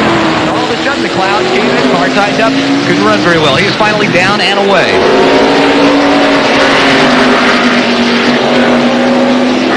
Terry Labonte coming in the Kellogg Chevrolet number 14. Terry is running in the 7th position. He is 1 lap down the leader. Morgan Shepherd, winner at Atlanta. The Sitco Ford coming in as well. Let's check an interval again on these guys. It was 3.2. We see Earnhardt stretch it out to 4.3, so he's slowly pulling away from Mark Martin. Kyle Petty coming in. He was in 5th position, 1 lap behind the leader. Ireland on pit road down on Morgan Shepherd's area. And we'll try the interval again here. There we go. Separation between first Earnhardt and second Martin is 4.2. So Martin gained 1/10 of a second a lap, but again... Oh, look at this. We got some fire down here in Ricky Rudd's pit. Some rags have caught on fire. They've got some fuel on the rags. They're working on the carburetor. They spilled some fuel on those shop towels and set them on fire. Anybody hurt down there, Jerry? No, it was a close call down there, but Rudd had a problem with the carburetor, as Benny Parker said. The floats were stuck, and the car wouldn't run but about half wide open. So they came down pit road trying to fix it under the hood and decided to go ahead and change the carburetor. That's awfully hard to do in a hurry down here, but they had some fuel on the rags. And now the problem is Rudd is pitting right in front of where Dale Earnhardt is about to come down pit road and pit. And that fire extinguisher chemical created a little bit of a visual problem. So now they are alerting the Rudd crew that they're about to bring Earnhardt down pit road for what should be his final pit stop. 4th place car, Kenny Schrader, is in the pits, getting 4 tires. Earnhardt is coming in. Earnhardt is coming in. He drops off the banking and heads down pit road as Schrader pulls out. You see Sterling Marlin's car still there on pit road. Dale passes by him right, and Rudd is off pit road, so Jerry, it's clean sailing for Dale. Clear sailing for the leader of this race, the Goodrich Chevrolet. His final pit stop, lap 320, just 47 laps away from the checkered flag. Right side tires, 1 can, now chocolate Meyer, second can of fuel. Little trouble though, left rear tire is off now, left front is off, 2 tires are on, lug nuts being fastened, jack is dropped, and he He is down pit road. 19-second pit stop. Let's go down to John Kernan. Dale Jarrett pulls the Interstate Battery Chevrolet in as Jimmy MacArthur crew will go to work. A 4-tire change. They've been running third for the last half of this race, also top 5 most of the day. Mark Martin is also headed down pit road. Dale Jarrett, right side's on, left side's coming off. Right side's going on Mark Martin's car as he had assumed the lead when he stayed out when Earnhardt pitted. Left side's on Dale Jarrett. He's down and on his way. They will try and loosen up Mark's car a little bit more as they take another round of wedge out of the right rear. Right sides are on, left side's going on. Steve Neal throws the tire over his right shoulder. They clean off the grill. Mark Martin is down and away. A perfect stop. 19.9 seconds for Mark Martin.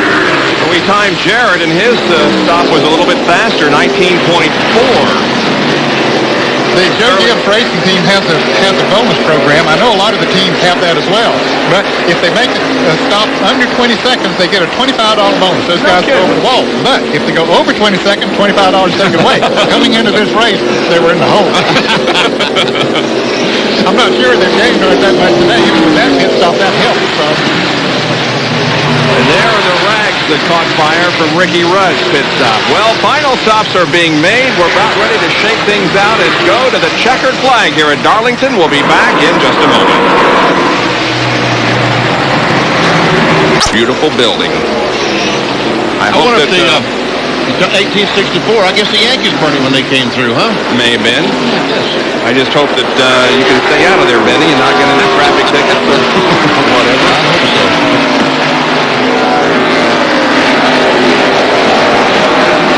Earnhardt leads here at Darlington with 325 laps completed.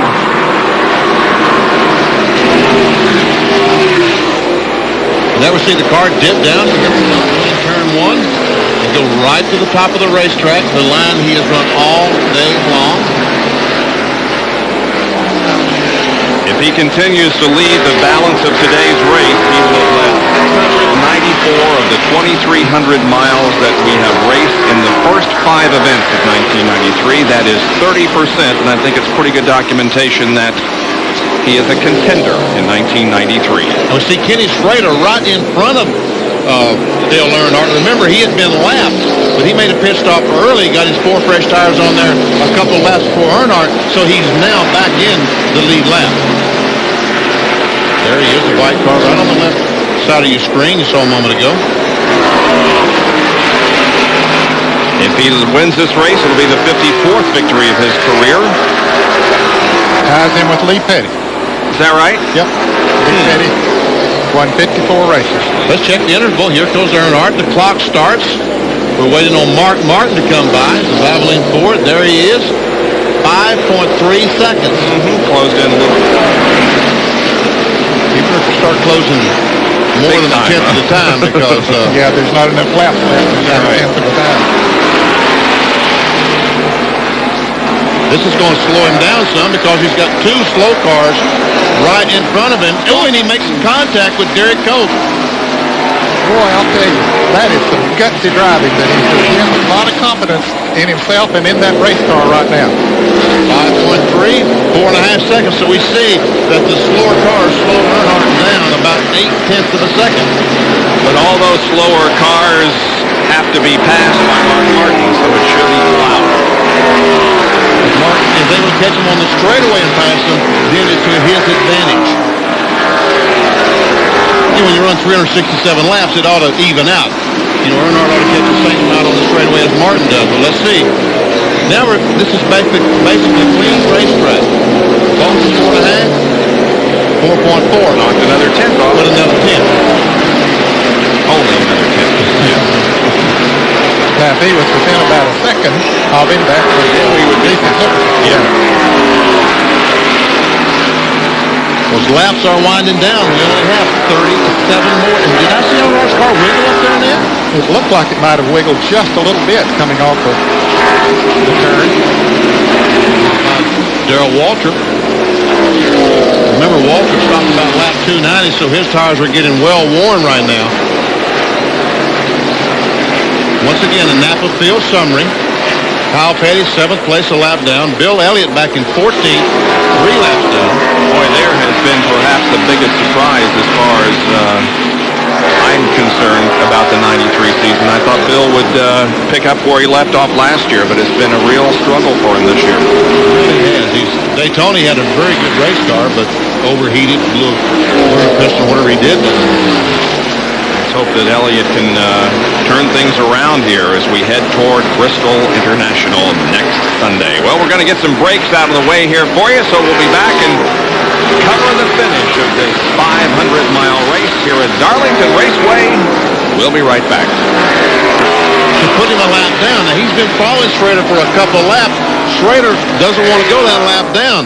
Meanwhile, Mark Martin is probably gaining a little more time than he would if Earnhardt was in clear racetrack. There's Mark Martin coming. Schrader, by the way, is a 5th position, so Earnhardt is looking to take a lap away from the 5th place car. And once again, Schrader is running about the same spot on the racetrack that Dale Earnhardt is running. And it's hard for Earnhardt to go to the bottom of the racetrack where he's shown all day long. It's been difficult for him to run on the bottom. He needs to run on top and look where Schrader is.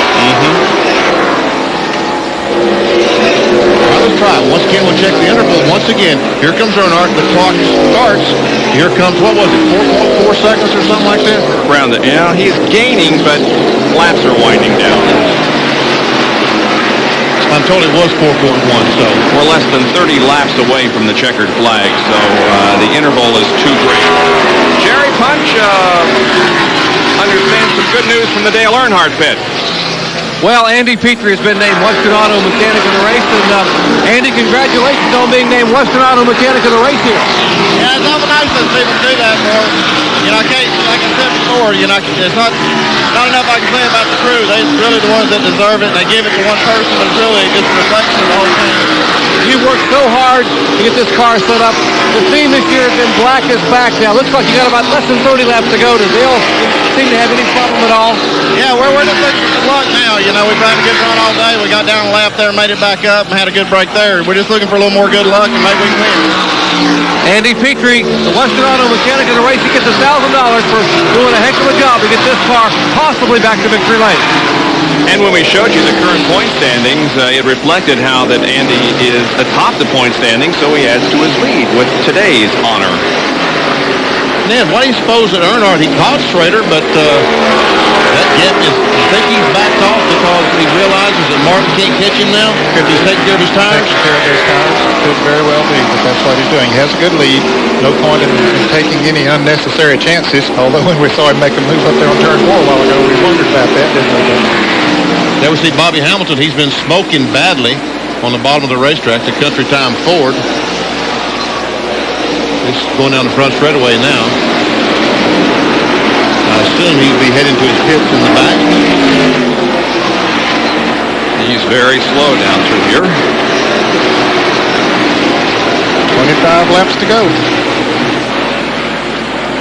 You know, Bob, remember that race in Atlanta last fall, just how exciting it was with Kawicki and Bill Elliott trying to win the championship, one Eddie? Yep. Well, you know, every race on the Winston Cup circuit is exactly the same. Yeah. What Earnhardt does today and next week and last week determines when he's going to win the championship. Yep. You're right. Here's Rusty Wallace in 3rd place, and he made pit stops earlier than most everyone else, and so the tires are a little bit, look at that. The tires are a little bit older, and it's pretty obvious because he's on that wheel again, Jerry. That is indeed the case, Bob. They said that he stopped so early trying to get an advantage with fresh tires, and now one advantage he may have gotten has gone away. The tires are worn. He still has about 23 laps to go, and they really need a yellow flag or some stop on pit road to be able to get fresh rubber on that car. Well, when he made that pit stop earlier than the rest at lap 308, he had about 60 laps, 59 laps to go. Now, Dale Jarrett had just passed him as we see him spike that wheel again, and when after their pit stop, after Jarrett pitted, he was 11 seconds behind Rusty. Now he's only 3.5 seconds. So Jarrett, with the fresher tires, is able to move in closer to it. Whether he has enough time to catch him now till the end of the race, well, time will tell. Yep. Same kind of a situation with Earnhardt and Mark Martin. Let's see the interval. There's Rusty, and there's Dale. Yeah. Entering turn 3. And there's Ricky Rudd, who was right behind Jarrett. There's Dale going to the high side of Ernie Irvin. 22 laps to go. And Dale Earnhardt will have his 54th career victory in his pocket. Can he hold off Mark Martin and Rusty Wallace? But anyway, they're doing some great jobs. The left side of your screen is the backstretch, and their plans are for that to be the front stretch. The right side of your screen, which is currently the front stretch, they're just basically going to flip-flop. So that means that turn 1 and 2 will be what now is 3 and 4, and that'll make for some very interesting starts. Yeah, going in there side by side, Right. Especially coming off turn 4 or turn 2. Again, for those of you who are tuning in for the IndyCar checkered flag program regarding the Australia race, we're going to go till, we're going to go over, obviously. So that race will be on, checkered flag will be on at 3:30 tomorrow afternoon. Dale Jarrett has caught and passed Rusty Wallace for third. Just caught him, and he's made up that 3.5 seconds in just a few laps, Ned. Yes, he has. His Rusty's car has just totally gone away. He's really fighting that thing. He's going to be hard-pressed to last 16 or 17 laps. Now, he's got to take in consideration. If he does come in, he's going to go a lap down. He's still in the lead lap. Rusty is in fourth place. So I think he'll try to hang on and try to salvage that fourth place finish. 16 laps to go. His challenger is Ken Schrader, who's about a straightaway behind Rusty. You see Rusty fighting that wheel, trying to make that car go the other direction. And when he goes the other direction, make sure the back end is full. Yeah, he has his hands full right now. There's no doubt about it. Here comes another Napa Field summary here for you, showing 4 cars on the lead lap. And this will be the last one you'll see today. At the end, you'll see a finishing result. Bill Elliott back now 4 laps behind. Bobby Labonte, the leading NASCAR rookie contender. Jeff Gordon, 24th. It says out. I guess he is out now, isn't he? Yeah, he came back and ran some laps, but I think he's out now. And there's the 39 cars that started the race. Showing Harry Gant, who had a very bad race today, dropping out early. Dale Earnhardt, the Kannapolis, North Carolina driver of the GM Goodwrench Chevrolet, just a few laps away now from another win.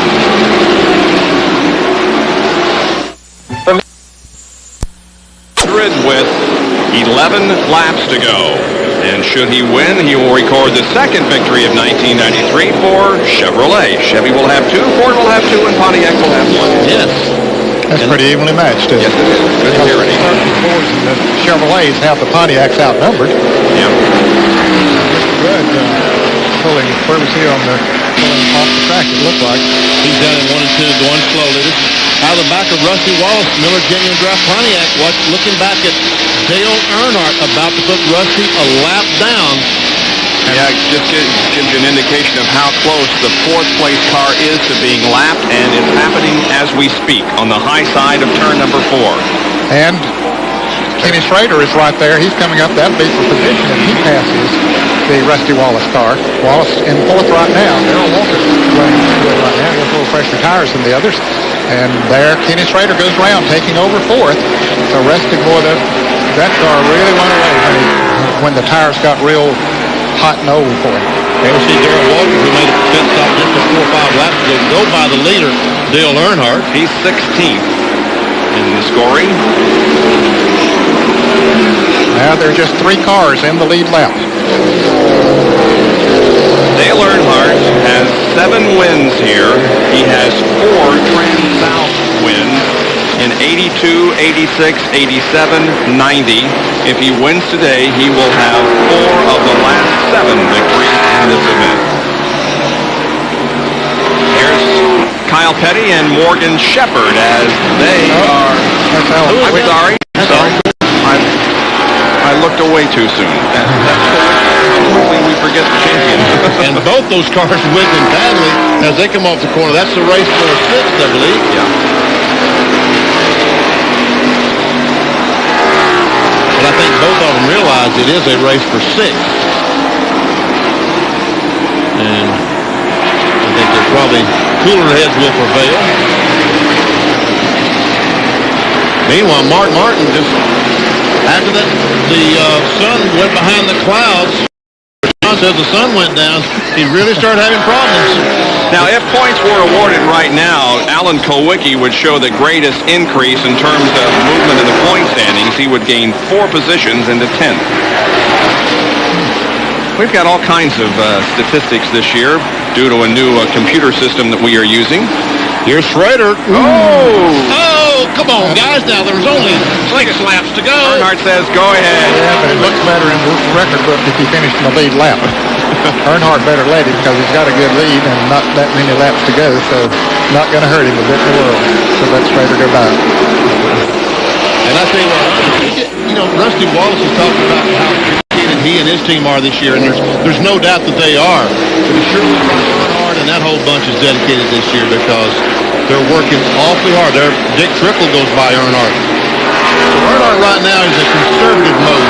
And folks, look at this closely because he doesn't get in this mode very often. That's right. But there are only 4 laps to go, and that's one of the reasons why. That's one of the reasons. Now, Mark Martin is closing right now. Yeah, okay, he's got too much distance to make up. Earnhardt knows exactly how far behind he is, or at least his crew's telling. There's Earnhardt. There's Mark Martin. 363 completed, 4 to go for Dale Earnhardt. Mark Martin has had a good run. He had a great run. And both these guys are really fighting worn tires right now. Earnhardt's, I'm sure that race car is a handful right now, so there's no point in taking any unnecessary chances. Here we got a race going again between these two guys. Kowicki pulled up on the outside of Kyle Petty. I thought he had this fine. Petty fought back. He gave it a look, but wasn't able to do it. He's up wiggling a little bit there, too. He is. Very high. Kyle still running down low. Didn't get his left wheel down on the flat that time coming around there. But if there wasn't 3 laps to go, a bunch of these cars would be hitting pit road right now. Here's Kowicki once again going to try it on the outside. He's got a pretty good run on Kyle. Nope, don't think so. That's 4 points. Oh, baby. It was a lot. It wasn't as close. Excuse me. Less than 2 laps to go. Earnhardt down in 1 and 2. He'll get the white flag next time by. And Mark Martin, he's going to be really frustrated because he's just closed up to within about a second and a half right now. So they started this race according to points, and the last time they did that was at Michigan in the spring of 1990. Dale Earnhardt won that event. The white flag is out. 1 more lap to go for Dale Earnhardt, and he'll record his first victory since Charlotte last year. May of Charlotte. That's a long time ago, wasn't it? Final lap. And I tell you what, he said, baby, hang on. I know he is. Because the team that is as accustomed to winning as Dale Earnhardt, Richard Childress, and all this crew, last May was a long time ago. The 54th win of his illustrious career in Winston Cup competition. Here is Dale Earnhardt winning the TranSouth Financial 500. Mark Martin finishes in 2nd position. Here comes Alan Kowicki and Petty, who really got down on the apron that lap, battling for position, but Kowicki got it. That's 6th and 7th. Well, the last time we had looked at them battling, the 42 car was ahead, but he slipped into the wall and Kowicki got by, but Kyle couldn't get that time. John Kernan is down in Dale's pit with Andy Petrie. We should add the first year Andy Petrie taking over as crew chief for Dale Earnhardt. The first win with Dale Earnhardt's got to feel pretty good. Well, it's a lot of fun to win with these guys. These guys know how to win. This is great. Dale did a great job. The crew did a great job. Good. The motors, I couldn't say enough about the motors. They ran real good. Our qualifying engines have been good. Our race motors have been super. Our pit stops are excellent today too. So I can't say enough about the crew. What about the weather? I mean, it didn't affect you as bad. How in tune to that were you getting the setup set this morning? Well, I think our car reacted a little bit to the weather. I think we were better under the cloud cover than we were in the sun, and that's kind of the way it turned out to our advantage. That's a very happy Andy Petrie is going to head to victory lane as Dale Earnhardt's crew now comes around down pit road. High fives all around, Mr. Earnhardt. Earnhardt on his way to victory lane here at Darlington. The 8th win of his career here at the track too tough to tame. We'll talk with him in a moment. Emerging victorious from his GM Goodwrench Chevrolet is Dale Earnhardt. He's won it. Here's the doc. A big smile from Dale Earnhardt. And Dale, congratulations on victory lane entry number 1 for the 1993 season. Well, I tell you, I can't say enough about Richard and all the guys back in the shop. Jim Goodwrench and Mac and Western Steer and all the folks, they worked real hard last year. We had a bad year, and to come back and run as good as we're running this year, it's worth it, man. This old car was, she got behind. We got a lap down on that caution, and we pitted, and they had a caution. And old car did good. I just had to run it in a high groove and get it to turn better. It was a little tight, and amazingly, we just drove away from Mark after we got our lap back. It's a good deal. The cloud cover seemed to make the car work a little better for you. Well, it was real tight. I think it'd been better the sun for us, but as it worked out, it was good, because we got to running high, and it didn't get too loose to run high. We had the car set up pretty medium, but it was just a little tight off the corner down here and a little tight in the middle, and I got to running up higher, and I thought I was going to hit the wall a couple times, but we came through without any scratches. After the great weeks in Daytona, you won the qualifier, won the Clash. 93's got to be awfully good to you right now, looking awfully good. 93's looking real good, and I just can't say enough about these guys. They worked hard for it, and they worked hard all winter long. I know everybody says, well, they won a lot of championships, but these guys are dedicated, and they work hard, and I'd like to thank everybody back in the shop and the engine room and everybody that worked so hard for us. Dale Earnhardt in victory lane here, winning the 37th annual TranSouth Financial 500. Let's go up to John Kernan, who's standing by with Mark Martin. John? Mark, I tell you what, a great race for you guys, but when the clouds came over, it seemed to really hurt you. The car tightened up a lot. Well, all I can say is that, we were really running good all day, but the 3 car got better in the beginning of the race. We were a little bit better than him on the long runs, and then later in the race, they got where they could outrun us. Wasn't anything we could do with them, and I'm as proud as I can be of that car, that whole Valvoline team. They're doing a great job, and on any other given day, I think we'd have won the race, but today, Dale and the bunch were just exceptional, and we couldn't handle them, so maybe we'll get them next week. Well, there is always next week, but there's also the championship at hand. You got to feel pretty good. I mean, you guys have run well. I know you had some problems in Atlanta after dominating a lot of that race, but the car and the team are all together. Yeah, I'm just as proud as I can be of this whole team and the cars and everything. Like I said before, looking real forward to the season. We're definitely going to get our share this year, I think. That's Mark Martin. He's going to head back to the garage area, and these guys will be back at Bristol next week and be one of the cars to watch, I think, for the win. Yeah, Martin moved up 1 position in the point standings, according to the unofficial statistics, to 5th. So he indeed does have a good early part of the 1993 season going, as does Dale Earnhardt, who is the winner here in the TranSouth Financial